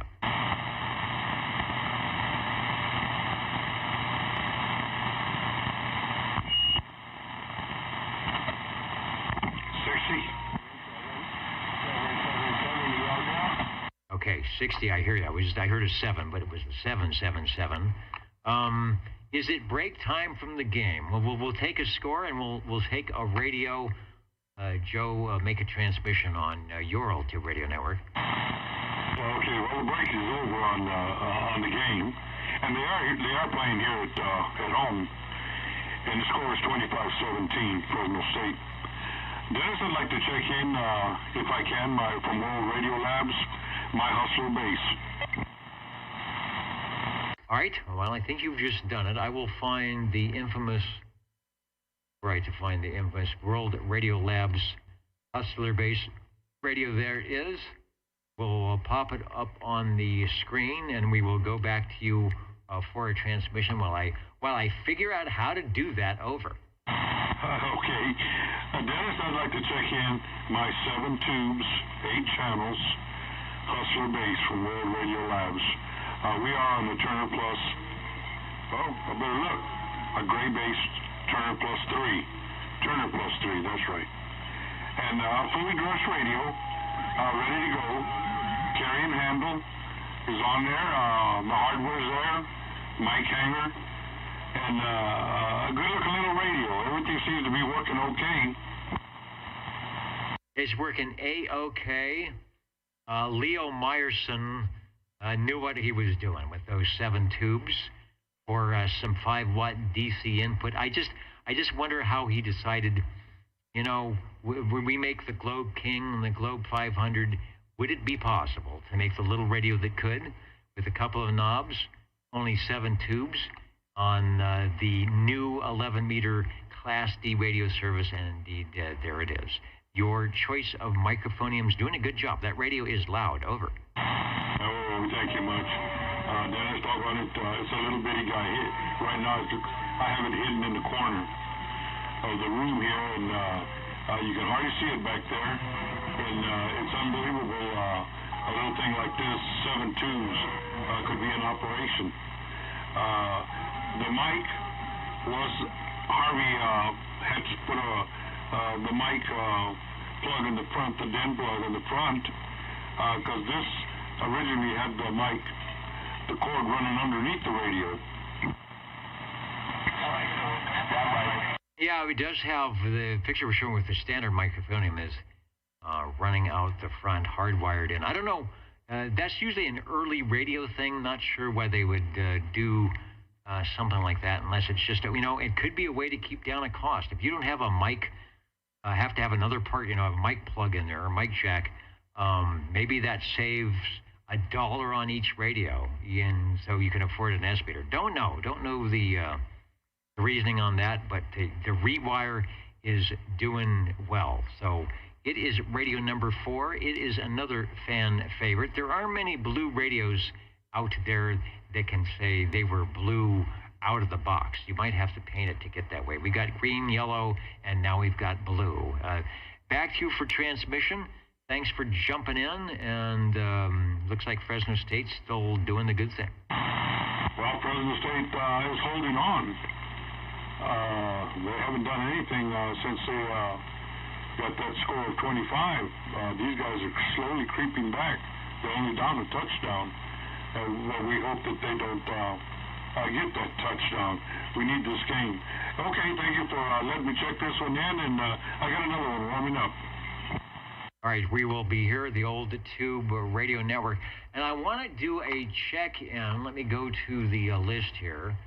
I believe I got him proxied in, but he's here live and direct. The skip is not coming from Arizona. It's coming from Australia and the Pacific, and that's Radio Randy. Talked to Randy a couple nights ago on 40 meters. He was sounding good, SWL 99. And here's a guy, maybe we just had a radio check-in from World Radio Labs, Leo Meyerson, and Randy, in his illustrious AM career and sitting in the air chair for the West Coast AMI Net, the Society for Promotion of Amplitude Modulation. I'm not sure if he ever had in his studio Old Tube warehouse a radio from Leo Meyerson. That would have been the Globe Scout or the Globe King or the Globe 500, doing some great AM. But Randy is certainly familiar with Leo Meyerson. Thanks for joining us tonight, the Old Tube Radio Network. The Jingle Singers are doing the jingle thing. We'll be right back. They're here. You're listening in the latest style. 27.085 megahertz. Channel 11, Old Tube Radio. In wonderful Fresno, California. Notice how they have to put the wonderful. They need to put the wonderful in there to remind us. Sometimes the word wonderful and Fresno are not juxtaposed often enough, and that's probably for a good reason. Also, I want to say hello to, and I can wear the badge. I can finally wear the badge, and it is not in the picture. The Voodoo radio audio. It is. I'm saving it. But it's just, let me bring the full page here. It is just outside the picture over there, the official number 26 Voodoo Radio. But hats off to FEJ and Alpha Victor, 7 Alpha Victor, listening in tonight from wherever they may be listening to the Old Tube Radio Network, where we have 4 radios. We are looking and listening for radio number 5, which is probably going to come next when I unkey the microphone. So hopefully all the Charlie Alpha Tangos are doing well. And thanks for joining us here in the Central Valley for the Old Tube Radio Network. OTR is listening for Radio 5.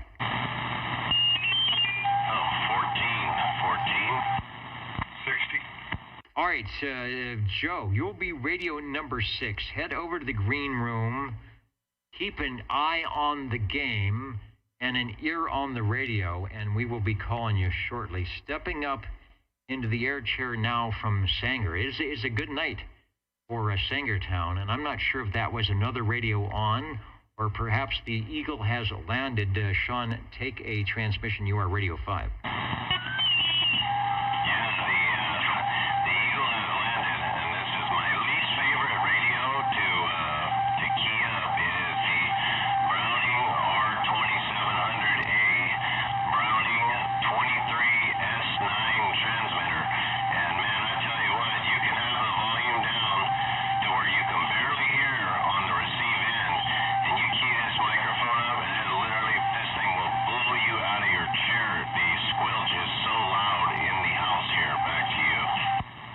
It sounds loud, and let me bring up, I've got a shot of the R2700A, which is the receiver portion, right there, and it is from the early 1960s. It has 23 tunable receive.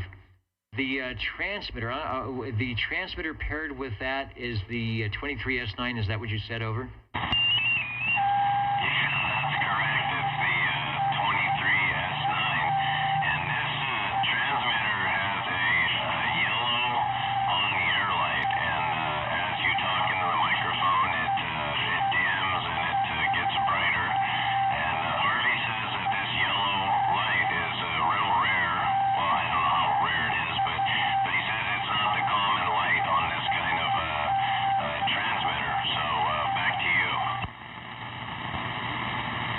And that is not untypical of the early radios, where you would have the original model, and literally they would be working on them, checking things, saying, well, maybe we'll switch this out, or maybe we can't get that part and we'll put this part in. So they were constantly upgrading the radios. There was a lot of competition to be the biggest and the best, or to upgrade to something that would be better, make more sense for the operator, who knows.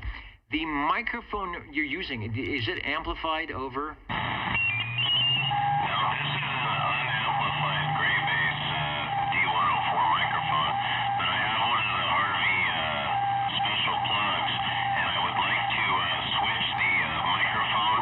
I'm going to pull the microphone out now and switch it. Okay, and I do believe it is not electronic switching, so I think you'll be able to hear me because you've got a separate receiver.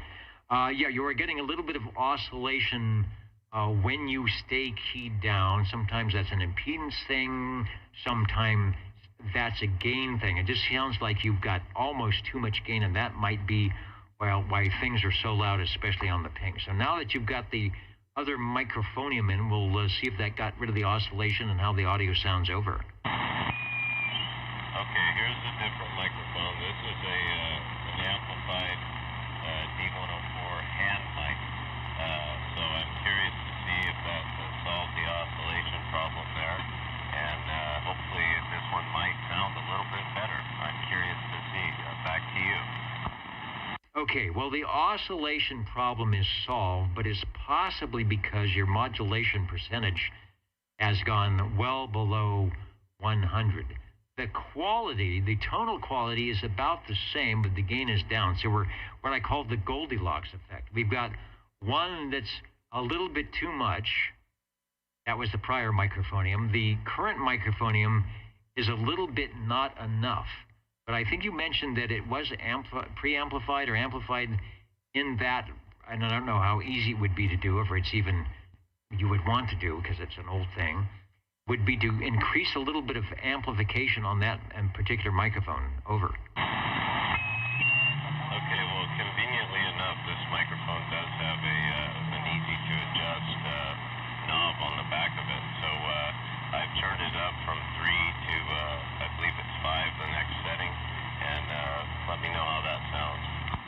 All right, sounding good. You might want to try another notch while we're here. Over.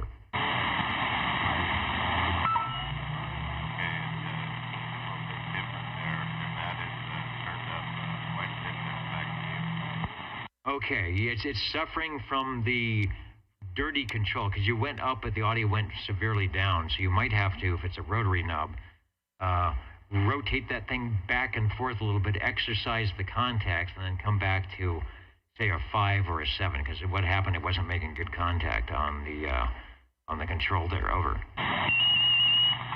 okay. I've rotated it back to 5, and the ping is fantastic. About blew me out of my chair again.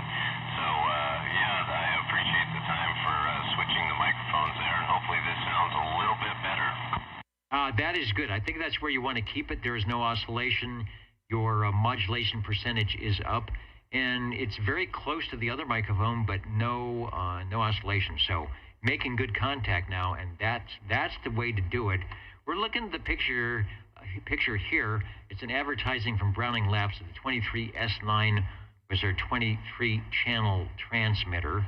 Not much to look at. I mean, it's a plain little box, a couple of knobs, but it does a great job. Good, I believe, plate modulated.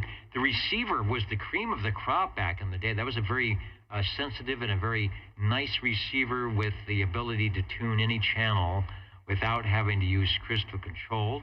And of course, it says here, for detailed information, send for a free copy of their full color catalog. Can you believe that? They were popping for a full color catalog, and it was free. I don't even want to know how much that cost them, but of course it wasn't 2024. It was 1962. So things were a little bit more affordable. Browning Laboratories Incorporated, Department H, 100 Union Avenue, Laconia, New Hampshire. So if you can get that catalog, that's doing a good thing. Back to you.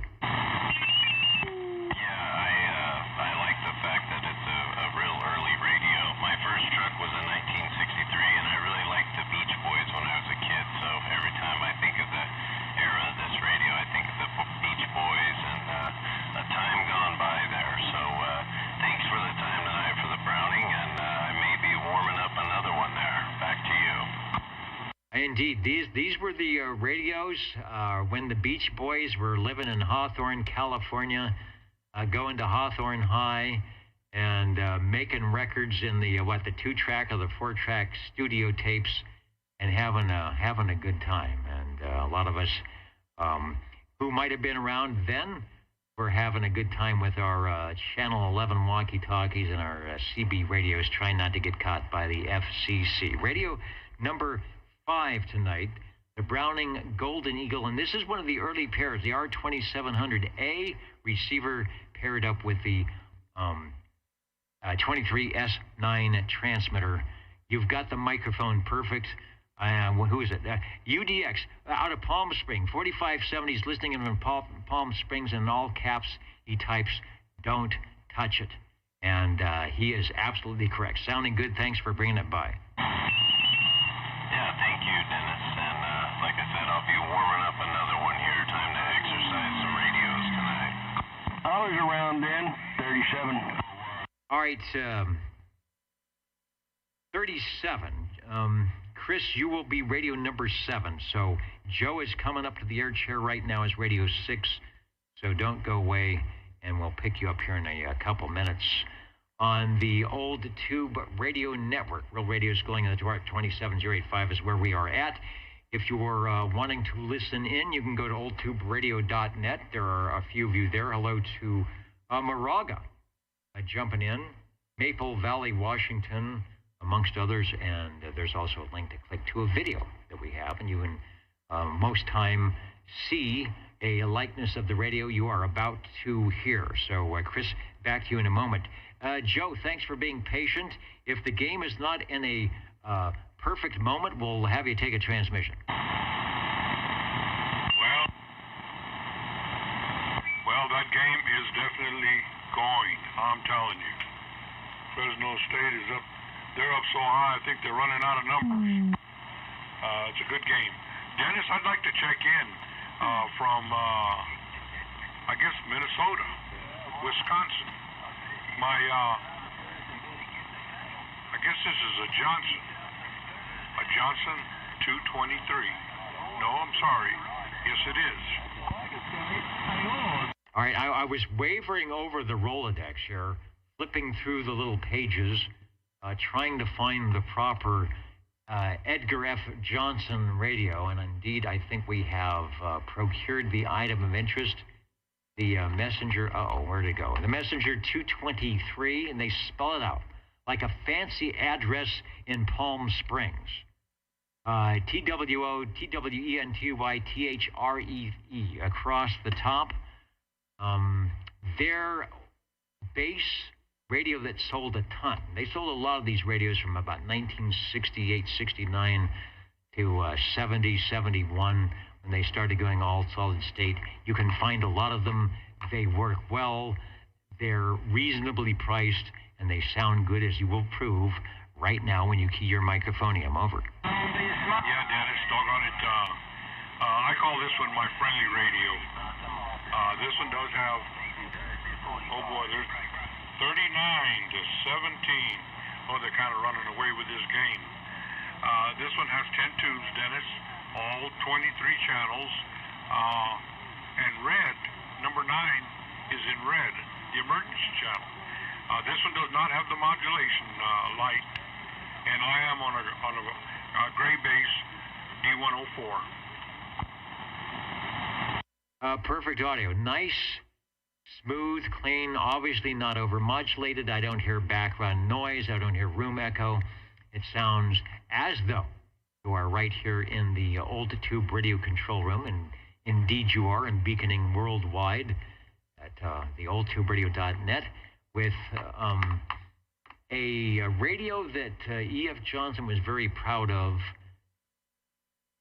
And the price point was pretty good, too. Comparatively at this time, you would be shelling out $500 for a Tram or for a Browning, but if you had a little over $200, you could get this radio with the supplied E.F. Johnson desk microphone. I'm not sure if you're using that or not, but it sounds good. Over. Well, no, unfortunately, we're not on the original, mic that comes with this radio, the desk mic.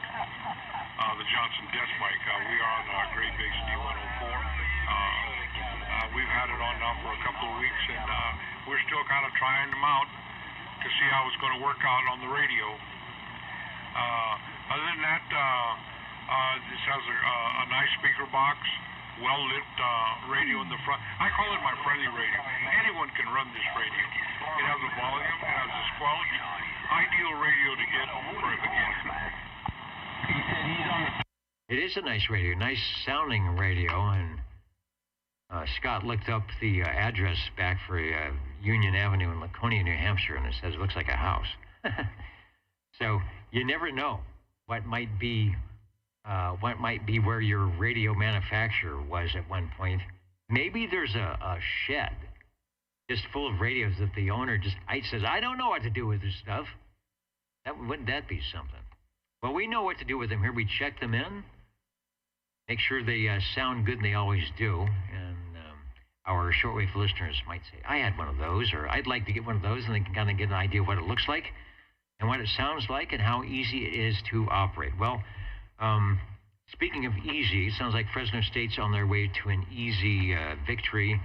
So maybe they're going to run their second string for a while and give them a chance to play. We never have second string radios. It's always the A team, and tonight is no exception. Radio number 6, the E.F. Johnson Messenger 223. If you were around back then, if you didn't have one, I'll guarantee you talked to somebody that did. Back to you, Joe, and thanks for bringing it by. Well, thank you, Dennis. Doggone it. I hope we're making it through the old skip there okay. Yeah, most definitely, doggone it, this game is getting out of hand here, and I better start paying attention to something, either one or the other, like they say. Thanks for letting me check this one in, Dennis. I got another one warming up. All right, we've got a space for you here, the Old Tube Radio Network, so come on back and check it in.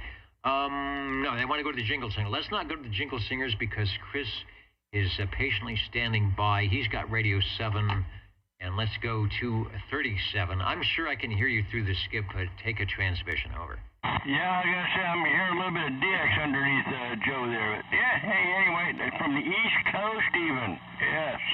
Anyway, SWL 37 here. Dennis, I want to check in my general radio telephone, the Super MC118 24-channel tuber that glows in the dark. And I think this has got, what, 9 tubes, I think, something like that? Yeah. And we'll run this here all stock with the original handheld stock microphone. Over. I'm seeing if I get a compliment tube. Yeah, 9 tubes. In fact, you are the second Super MC11A tonight in good company and sounding really nice. We talked about the tubes, the final amp, the 6GE5 big tube in there with some big audio. Your 12AX7A, which I think is probably the best in the state for audio in the ECLL 800. Amongst others, don't forget the 2 transistors. If you would have had the right, if you have the right cable, you can run that thing off of a 12-volt battery or in your automobile where you to do that. But you are running it from the base and it sounds good. Take a transmission. Yeah, well, I figured I'd at least get this one in here. And I was around when the Beach Boys, I've seen them many, many times growing up. I actually seen them down in Redondo Beach one time. Yeah, they didn't have to drive too far, since they were out of Hawthorne. I did never see. I mean, I was right down there.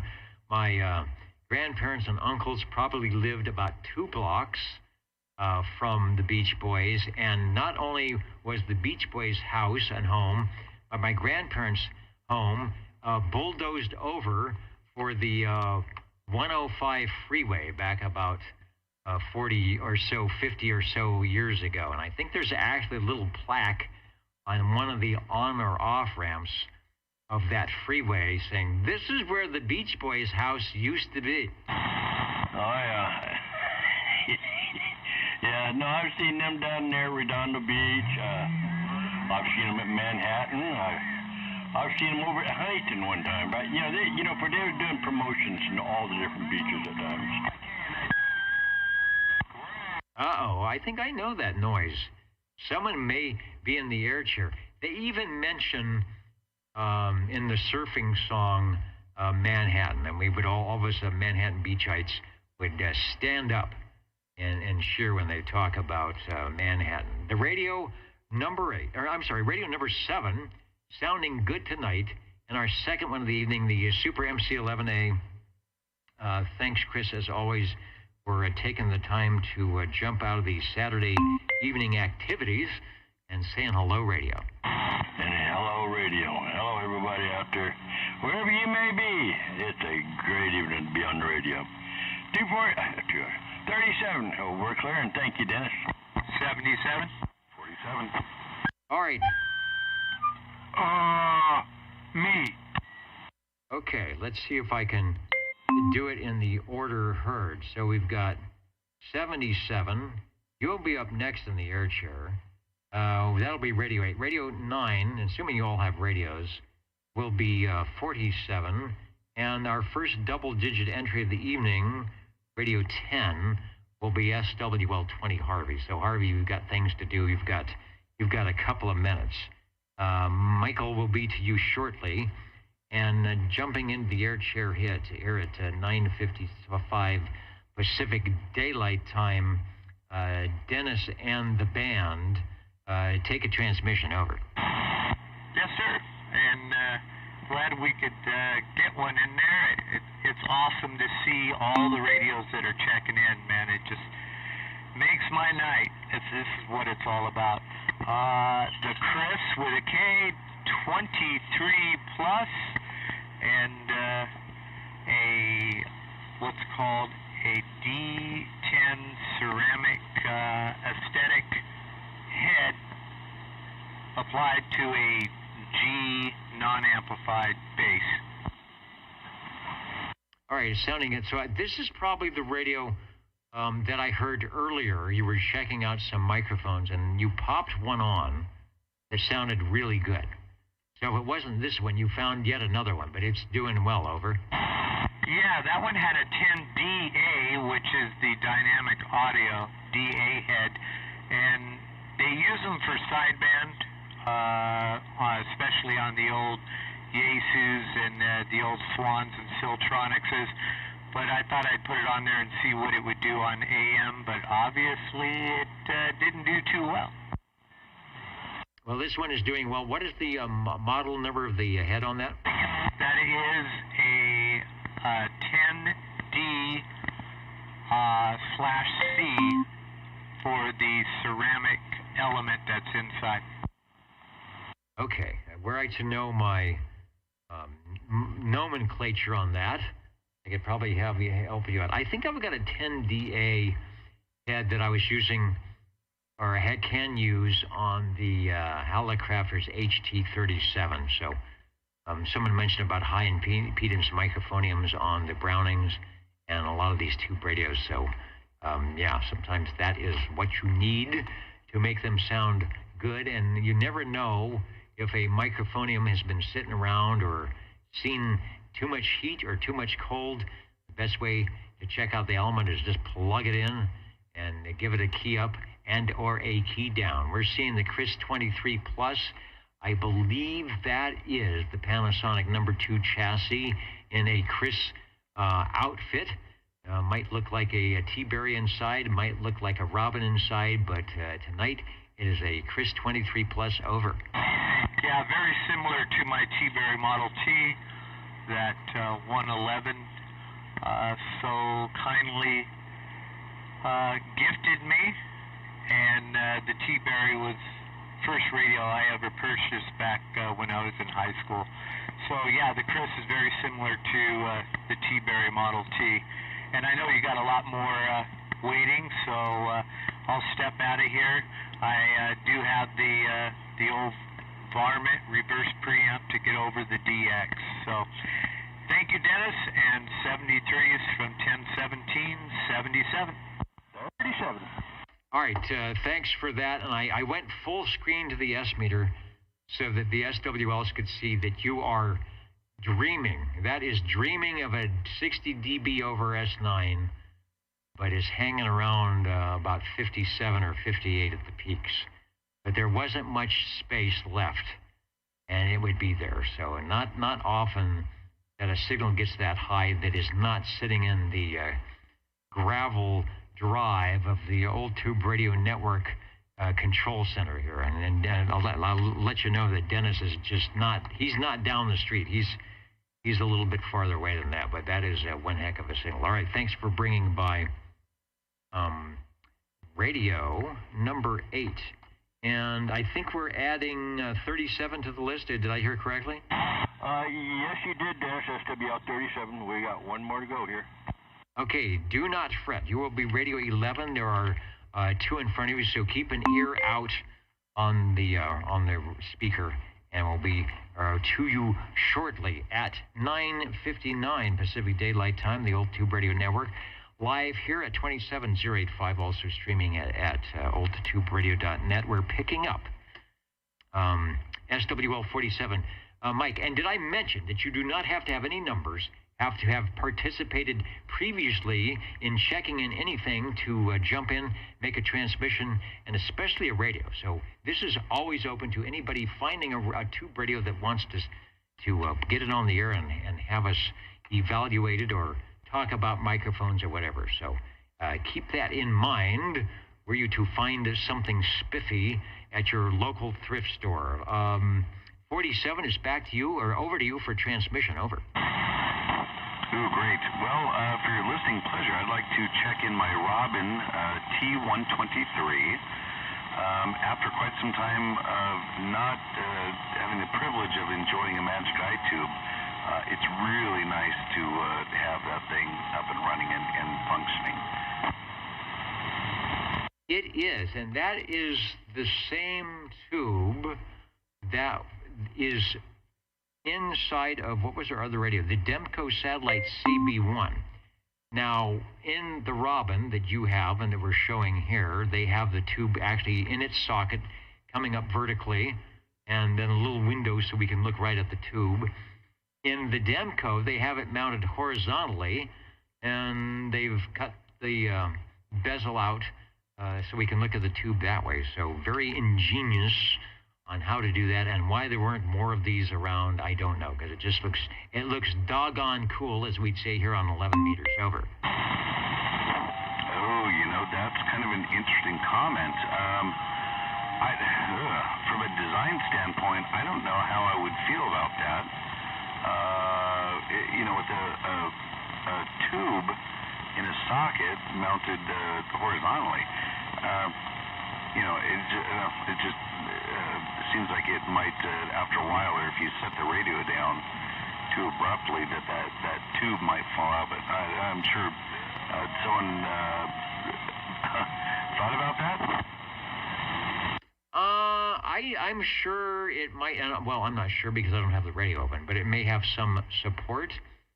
Gosh, they even mount on those wacky reverse preamps to keep them from being really tall, the mobile ones. They will mount 6146s and the sweep tubes horizontal, which I think is a very bad idea because of the sagging filaments and the excessive heat. And, they don't bounce around. They got the grid caps. So this little tube that probably will handle the horizontal mounting just fine were it to be done properly.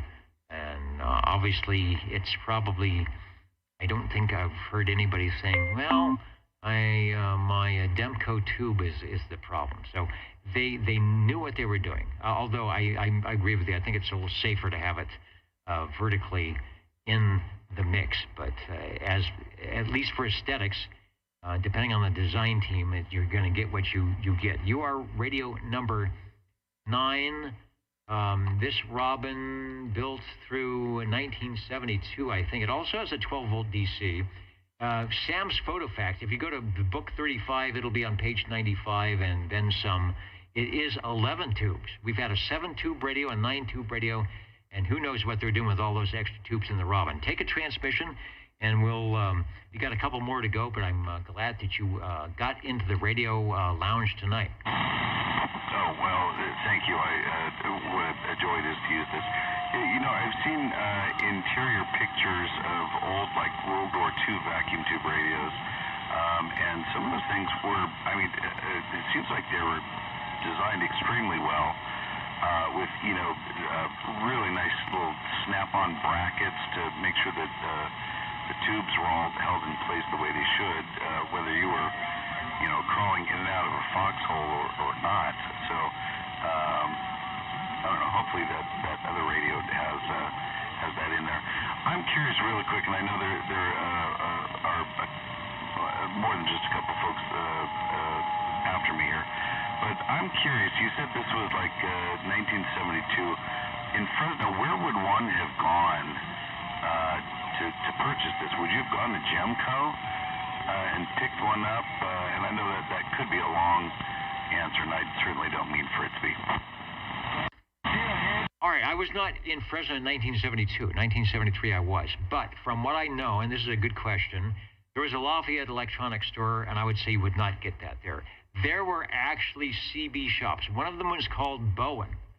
I think it was Fred Bowen, who I wouldn't say just recently passed away, but it was not long ago. And he was actually out listening to the old Tube Radio Network, and his shop was down on Belmont, so you'd walk into Bowen's CB shop, yes, indeed.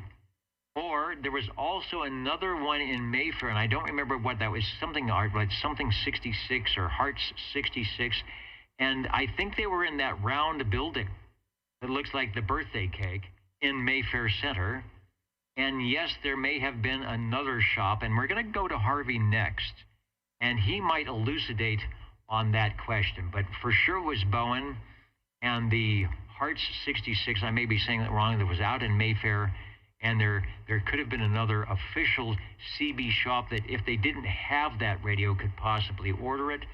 I don't know of any other electronics shops, but that's probably where you would have got it. And I don't think these could have been in a catalog too. Order them through some type of a catalog thing. All right. I hope that gets your question answered. We're going to go to Harvey, and I know he's got some more info on that.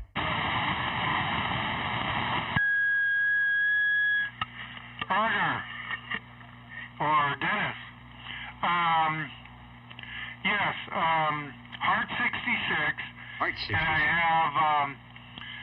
I have, well, it's somewhere around here, a microphone, a desk mic, and on the bottom is the Heart 66 tag. And Bowen CB, when I got here in '79, he was working out of his house, and I looked up CB shops, and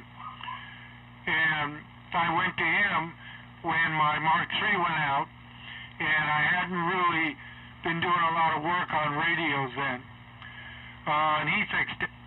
Then there was, of course, Red Monkey, and then there was another one in Mayfair, I think, that lasted about a couple of years.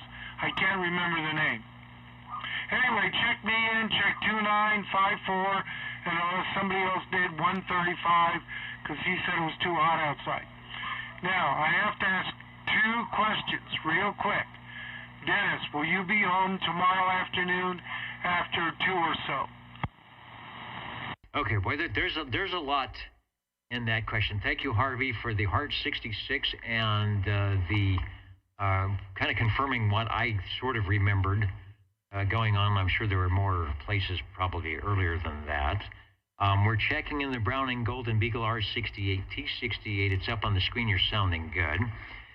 There have been many birthday wishes your way, and indeed, I don't know if you heard it, if you were listening, but we had a birthday greeting from none other than that purveyor of old radio night, 21SC, a little birthday tune and a video as well, and we did that, so happy birthday to you. And there were some people saying that you told them personally that indeed you were not having any more birthdays, so I don't know how that one slipped by.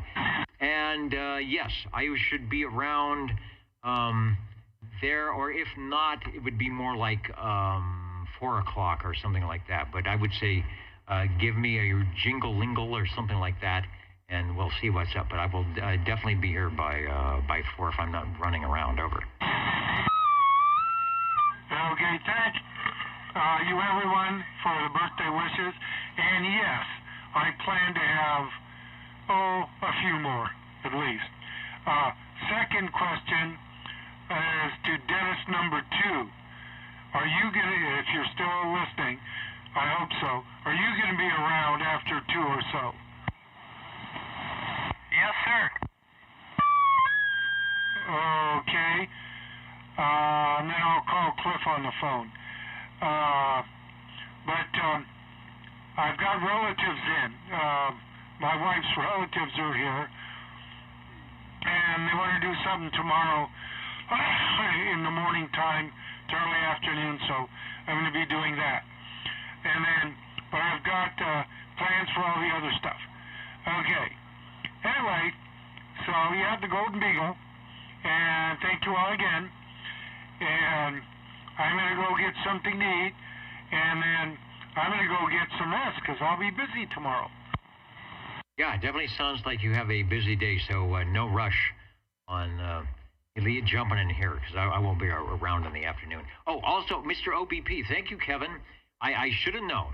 If there's another guy that knows about the local CB scene, it's SWL number 2, Mr. OBP, and he mentions that Sparky Electronics, and this would be when they were on Blackstone Avenue near Clinton, I believe, not the sort of convoluted newer version that was up there on Ashland Avenue, but the original Sparky down there on Blackstone said they sold EFJ, so that's they sold Johnson radios and Pierce Simpson, probably a couple on the shelf, don't know, and they probably had the transistorized and the tubes as well, and maybe you could order them through Sparky's. That was the electronics store, because I was thinking there had to be an electronics store, and it was indeed one of them, and the big one was Sparky Electronics. I remember actually going in there and seeing, I don't know why I forgot, but seeing some of the solid state CB radios. They were usually up by the counter. They moved the counter around a couple of times, and there was always a couple of people in there that would help you out and knew what was going on. The good old days of Spark Electronics. Now, I do not believe that Tom Whitlock at Whitcomb Electronics, well, he was in Ashland early on in the 80s. I don't think he sold CB radios, but I'll have to ask him. I'll see if he did or not. All right, thanks, Harvey. A lot of birthday wishes. If you watch the video replay and have the chat window up, you will see them as well. So take it easy. Thanks for, I know it's been a long day. Thanks for jumping in, and we'll see you tomorrow. And I started to call you on your birthday, Harvey, but forgot to. But anyway, happy birthday. Thank you very much, Chris. Thank you, Dennis. Thank all of you out there. I plan to have many more and antagonize you all for many years. Thank you very much. I'm going to get something to eat. Bye-bye. All right. This is the antagonizing frequency, as it always is. And yeah, a lot of places. I grew up in Southern California. There were a lot of CB shops that helped sponsor. Remember the CB breaks, and the shops would donate one of those little SWR meters or some coax patches. So a lot of shops back in the 60s and 70s got actively involved with the local CB breaks. Good stuff. And Clyde, I've never been to Clyde's Corner there, XOR, but I bet it was a great place in San Leandro. And the Yak Yak Shack in Red Bluff, it was an hour and a half away. Well, I guess if you were behind back in the day in Red Bluff and Redding, you would be behind a logging truck on Highway 99. That would take you an hour and a half. All right, let's go to the very patient Chris, SWL 37. You've got Radio 11, over. Okay, before I say anything else, does this sound all right? That appears to have good audio flavor at that moment, over. Well, thank you very much. I would like to check in on my Chris 23 Plus CB transceiver. I forgot how many tubes is in this thing, but it seems to be working, and I am running this here with the handheld original stock microphone, over. Indeed, I believe the Chris 23 Plus has, I want to say it has 11 tubes, and the reason I say that is because it's the Panasonic clone. We've already had one tonight, so I don't know. Maybe that will be the most heard radio. We'll have to find out. And it does sound good with the stock microphonium, over. Okay, well, I added some help to it tonight. Dennis has sounded so good, I had to see if mine would work that way, too. It does. Like I said, it brings the audio, it brings the signal up, but it brings the audio down a little bit because you've got the stock microphone, but you've still got 25 over and some good forward movement. So, yeah, the reverse preamps are working the needle tonight. Oh, but thank you. That's why I wanted to check, see if it would work. I don't run this thing with these radios here. I really don't. But I figured, hey, he can do it. I'm going to try it. But and Dennis's, your radio sounded really, I hope mine sounds nearly as good as yours, Chris, does. They all sound, you can't tune into the Old Tube Radio Network and not sound good. And I guess I should give a tip of the old Tube Radio hat to all of those CB shops wherever you might have been back in the day. Can you imagine you could just make a living, I hope, or kind of make a living at the CB shop? You probably had a tech or two. If you weren't the tech, you probably had a guy that would come in and help fix radios, and then you had all the accessories like Red Monkey with the antenna connectors and coax. And we really forget. I mean, if you weren't around then, you really forget how many houses that you would drive by in the Buick or pedal your bicycle that has CB antennas on them, or beams, the 3-element, the stack 5s. There were a lot of radios and sets around. Now, it's really hard-pressed to find an antenna. When you do, it's probably falling over. All right, thanks, Chris. And there was a CB shop right there on Belmont between Van Ness and Maroa. I don't know if anybody remembers that there. That was probably Bowen. That's where I bought my Astroplane years ago. And I believe I bought my first big stick from Bowen CB when he was up in, when he was still on, before he closed, but he was still on Belmont. And that might have been, Heck, I don't know when that was, but it was a long time ago. It was before the old Tube Radio Network, but not long before that. The Jingle Singers are chomping at the bit. I want to make sure that we've got all the radios that want to check in checked in. We'll talk about some magic and be back in a moment on the old Tube Radio Network. What are the magic numbers? 27.085 megahertz, channel 11. Are the magic letters? OTR. Right here in Fresno, California. Radio Magic. Old Tube Radio. For you. 60.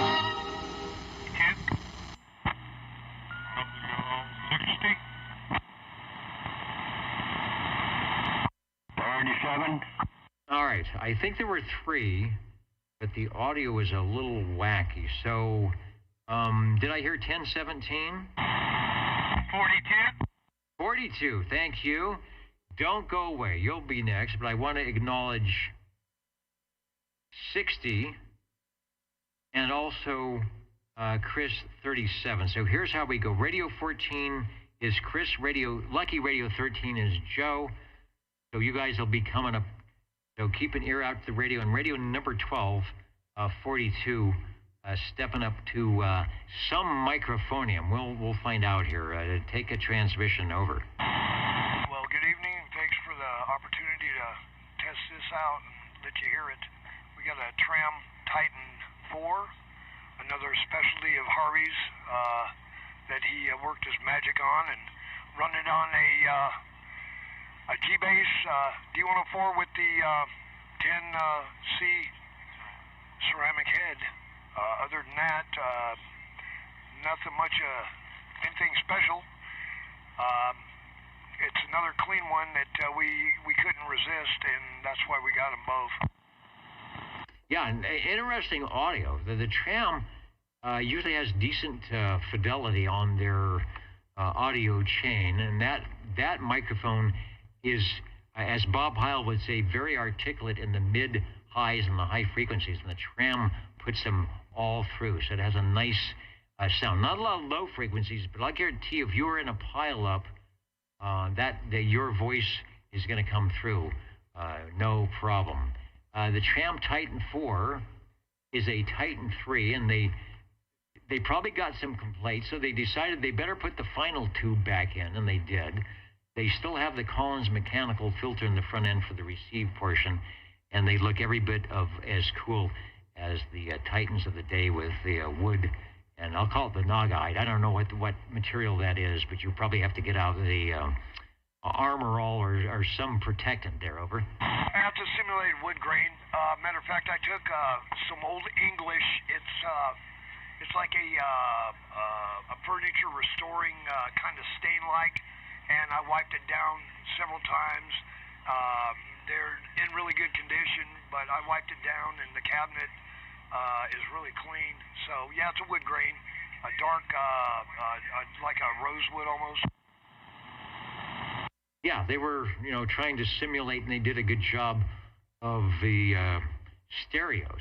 Stereo was becoming pretty big. The Kenwood and the Sherwoods and the Pioneers and you name it were furniture of the day, nice wood cases. And so somebody got the idea. It's like, well, let's bring CB in the house and next to the shelf, because that's what people are doing. So Tram was really, really good about that. You are Radio 12, the Tram Titan, and confirm for me that it's a 4, but it's Roman numeral IV, right?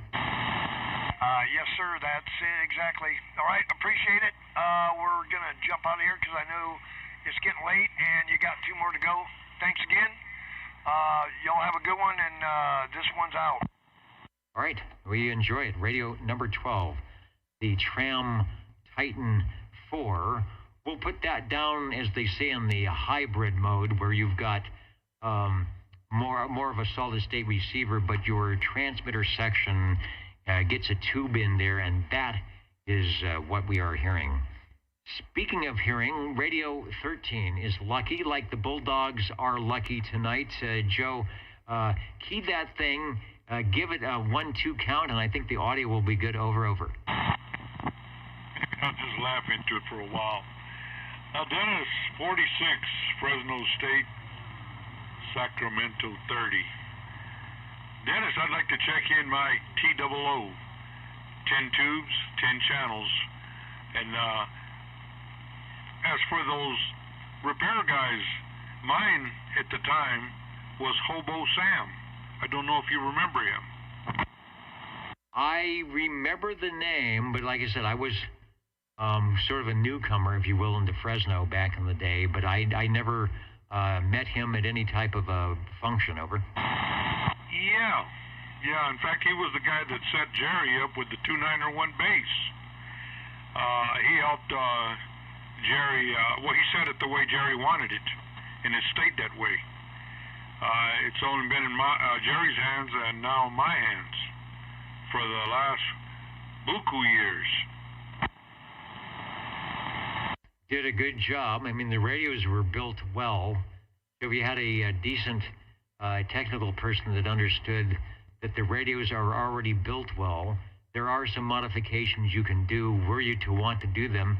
And if not, you know, here's the things you should remember to keep the radio running perfectly. Well, that's the main thing. I do keep them in pretty good shape. In fact, they're going to be due for a vacuuming here pretty soon, most of them. Well, all of them at that. Outer, inner, and the whole works. Like I said, Dennis, 10 tubes. I'm looking right at it. The TOO.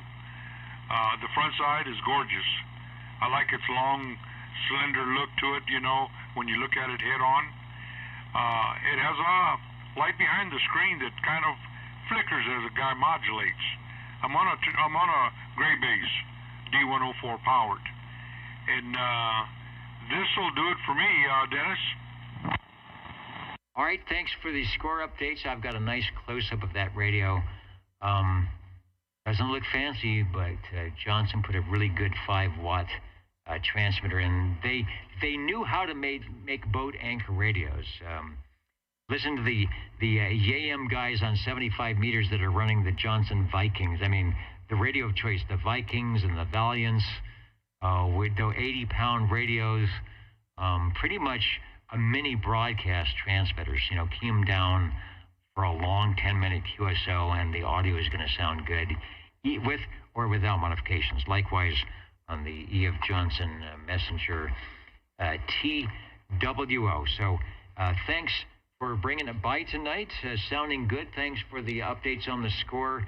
I know Gary, SWL28 in Sacramento, was probably rooting on both teams, and is okay. I know he's okay with Sacramento scoring some extra points, but maybe not going up in victory tonight. They'll have another chance coming up, so we'll keep that in mind. Thanks, Joe. And for Radio 13, we are going now to Radio 14. I think that may be it. I don't know. We'll see what happens when we do some counting and amounting. But Chris is there. Hello, Radio. Hello, Dennis. Does this audio sound okay? It was crackly at the beginning, but is 100% now over. Okay. Well, anyway, I'm checking in my G PowerMate Gem Marine Products 23-channel tuber. It definitely glows in the dark. And this is the pretty blue one, and we'll run this here with the amplified D104 Lollipop. Over. Nice radio, Gem Marine Products. I will put it up. We don't get many of those. And in fact, I'm just trying to... Oh, wait a minute. Where did our picture go? Used to have a nice photo of the Gem Marine PowerMate. Oh, there it is. I did click more than once. I don't know what that was happening. And you may be the only one. And I think did that radio come from Radio Ray? But you may be the only one who's ever checked one in, beside you and the prior owner. All right. Now, didn't Mark up on the hill before he passed? Didn't he check in 1 year ago? Man, I would have. You know, we've been doing this for so long. It would be interesting to find out. I know he had his Brownings. He always checked the Brownings, so it's very possible. But we don't get many of them. Yeah, he had a lot of Gems, too. All right, but yeah, I was just kind of curious. Yeah, My G-Power mate, it seems to be working okay. Meter's showing a swinging forward, so hopefully it is. It is. There was little, like a microphone contact issue at the beginning, but when it's full flavor, it looks good. Over. Yeah, it's probably dirty connectors on the mic in there. I probably need to pull the head and everything off right there and slide that up and give the relays in there a little buffing. Or sometimes it's just reseating the tubes or giving them a little hula dance without breaking anything. And as we saw tonight, a lot of the controls don't get moved. They stay at, the 10 o'clock position, and then it's like, let me do a test. And it's like crackle. And it's like you turn something up and it actually goes down. So you have to exercise the control a little bit. No exercise needed for you, the operator, or the Gemrine PowerMate, G-PowerMate Gemrine products. Radio, you are in tip-top shape. Thanks for bringing by Radio 14. Over. Well, I checked in all three of my radios tonight. I checked in on one that wasn't a check-in, though, but well, what can I say? Anyway, I talked on 4 different ones tonight. But anyway, Dennis, thank you very much. And Dennis, 1017, radio sounding good. Same way with you, Jerry. You guys take care of it that way. And again, Harvey, belated happy birthdays. I was going to call you on the phone, but those old people, we forget what we're doing at times. I wish you hadn't said that. It confirms what I've been what I've been noticing. All right, the Jingle Singers will remember to do this ditty, which we normally do at the end of the program here.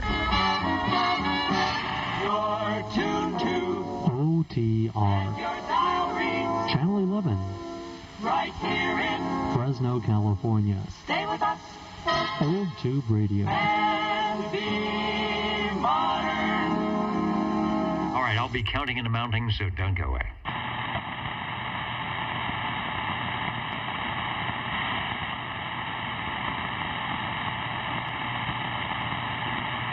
That's the first time I ran power on my tubers. Can you believe that?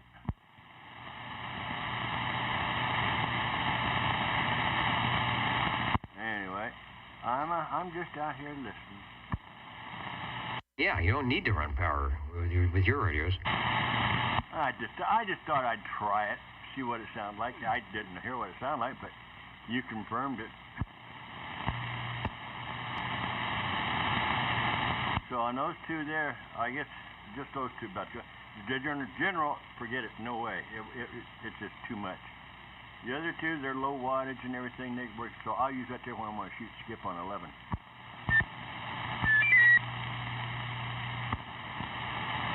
Yeah, and it actually, on some of them, the audio suite, it actually messes up the audio a little bit. You get a good signal, but the audio is not quite as good. All right, there's somebody out there keying up on an eagle.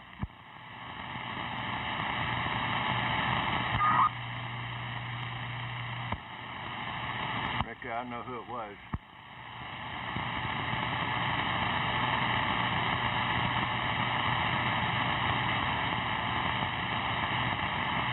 I'm counting and amounting so people who are staying up until Sunday can get out of here.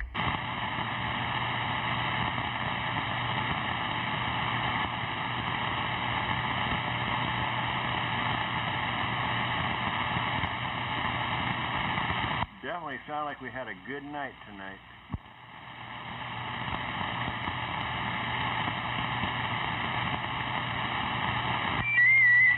Well, I don't know if you can hear me. Hopefully it's working now, but 14, I wanted to quickly check in my Browning. Yeah, let me jump into the air chair, clear the rig du jour, and we got the R2700A 23S9, but you have walked down into your radio basement that was very similar to Jack Benny's money vault, gone past all the security, and you have found yet another radio. You got to take a transmission. Over. Yeah, I wanted to check in my Browning Golden Eagle Mark III, and I kind of call this radio Harvey because he's spent a lot of time getting this one going again. It's got the Bozo control knob, so I can make the ping regular or extra long, and it's the Mark III SSB. sounds good. You're in your signal area of tonight.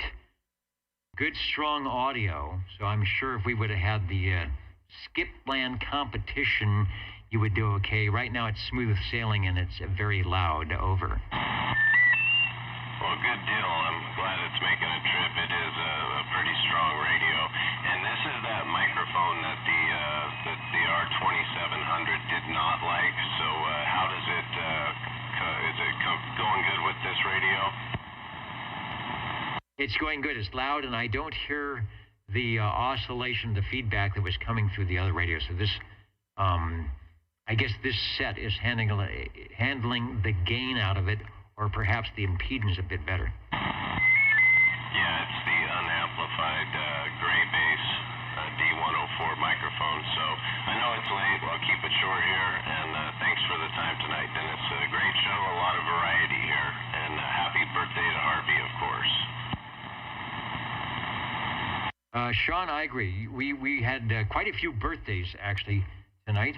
Harvey was one of them, so hope everybody, it sounded like they did get to do what they wanted to do at some point. I'm counting and amounting, so any other radios before we sign off? Back here in the studio, and then... Thank you. Ladies and gentlemen, time now for the current OTR totals.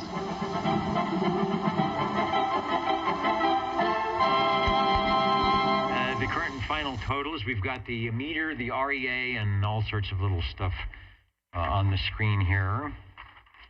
And I wanted to see what we did. Yeah, we did good on the radios tonight. It must be the OTR Back to School special. And I haven't really looked to see what the main manufacturer was tonight that came through, but we did have 19 SWL check-ins on page 1, 19 on page 2, 16 on page 3, and 25 on page 4 for a total of 82. And then a whole bunch of you checking in at oldtuberadio.net, refreshing the comments. Who's in?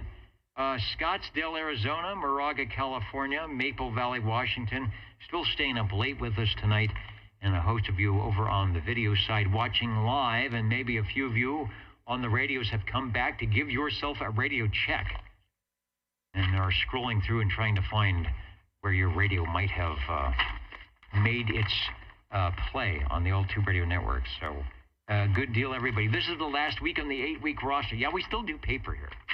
It's 1964 all over again, and so thanks to Dave, SWL51, for filling in the 00 spot. We'll pick a new one next week. I think I'll be here. I do know that I will be, and I have to get the date. There's a date coming up in a couple of weeks. Well, I will be out of the air chair because we are doing the big annual fundraiser banquet for the FM radio station where I work sometimes. And so I need to be there for that to make sure that we get enough funds to stay on the air. Not a problem here at the Old Tube Radio Network. Your funds are not necessary, but your radio check-ins are. That is what keeps us on the air. I am remiss in figuring out which manufacturer had the most radios, and I think I know what it was thanks to that last radio check-in. So here we go. Did I play the fanfare? Yes, I did. I'm going to play it again because, like Chris said, I forgot. I forgot if I played it or not, but I know he did. Ladies and gentlemen, time now for the current OTR totals.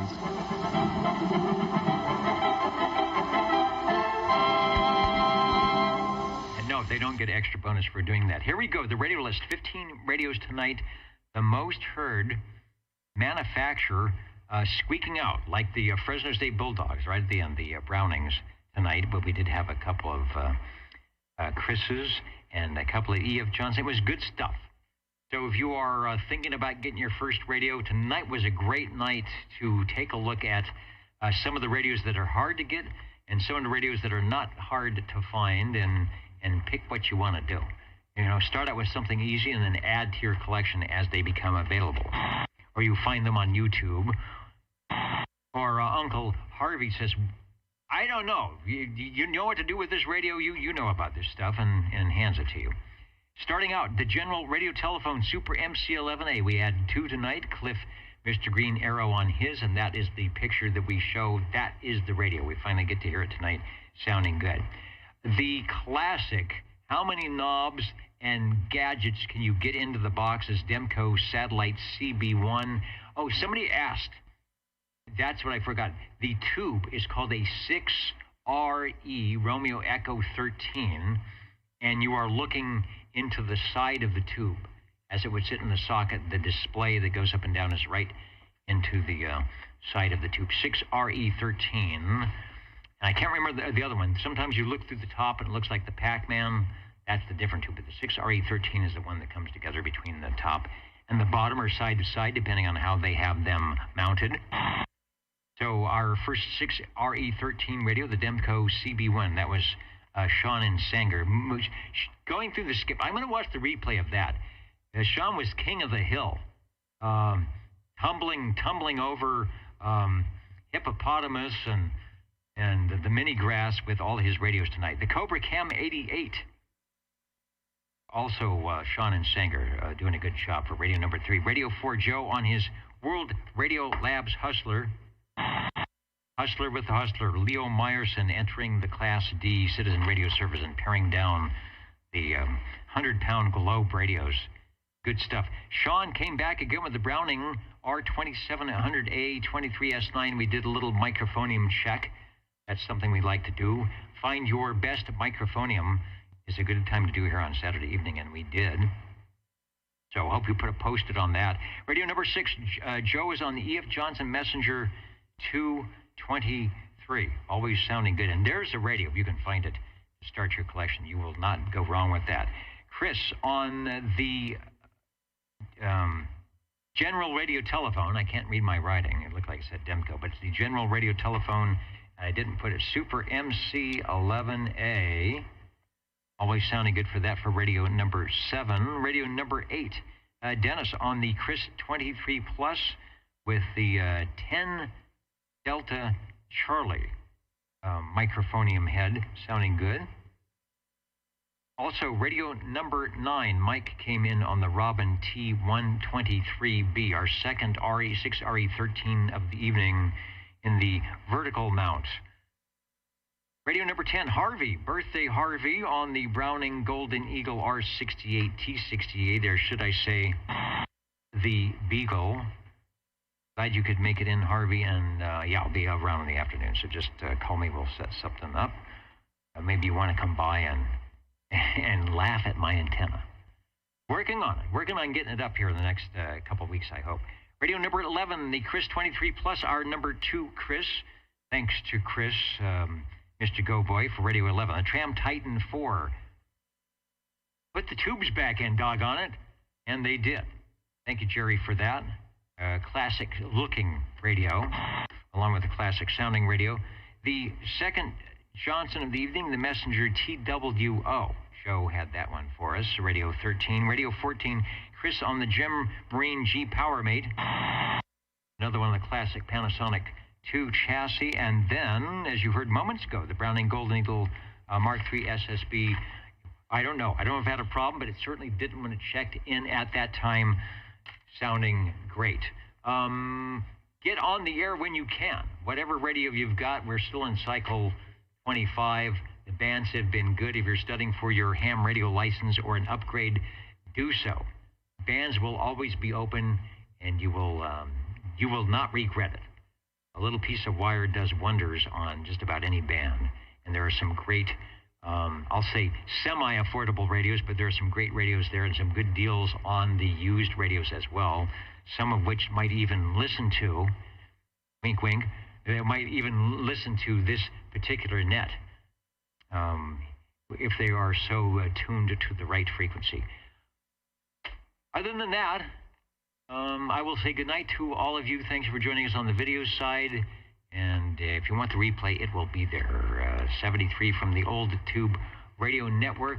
Oh, I had a request from the guys on, look for a certain, let me see, I'm up here. We've got Salt Spring Island. Is that the one? Let me bring up Let me see if I can bring up Salt Spring items. Some of these items don't have a very decent West Loud. Hold on a second.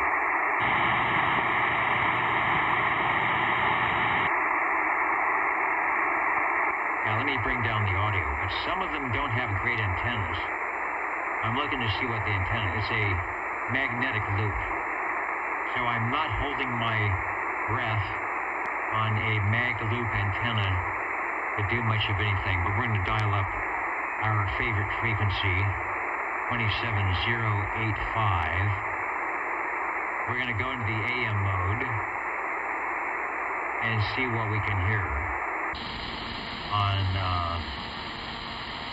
the Salt Spring machine with the mag loop antenna. So I'll keep that on the background for a little bit. Otherwise, good night, everybody, and we'll be listening for you guys next week. Thank you, Dennis. And 77 and 42 are wishing you a wonderful Sunday. 73. Should be good. I've got a lot of stuff planned, and I hope I can do most of it. And maybe even write some radio into the plan tomorrow, which I didn't get to do today. So 73, everybody.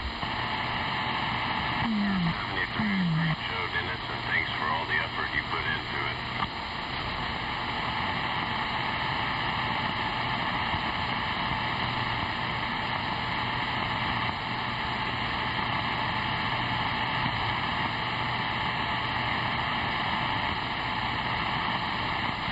All right, nothing on the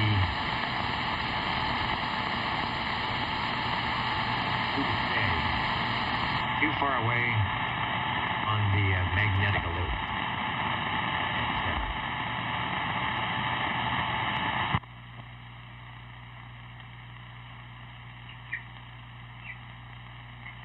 Oh, got another bird shaking in it.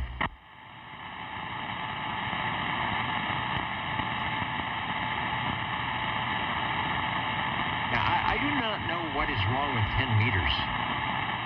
We really should be having some DX on this band and on 10 meters. It's always fun to go up there and talk.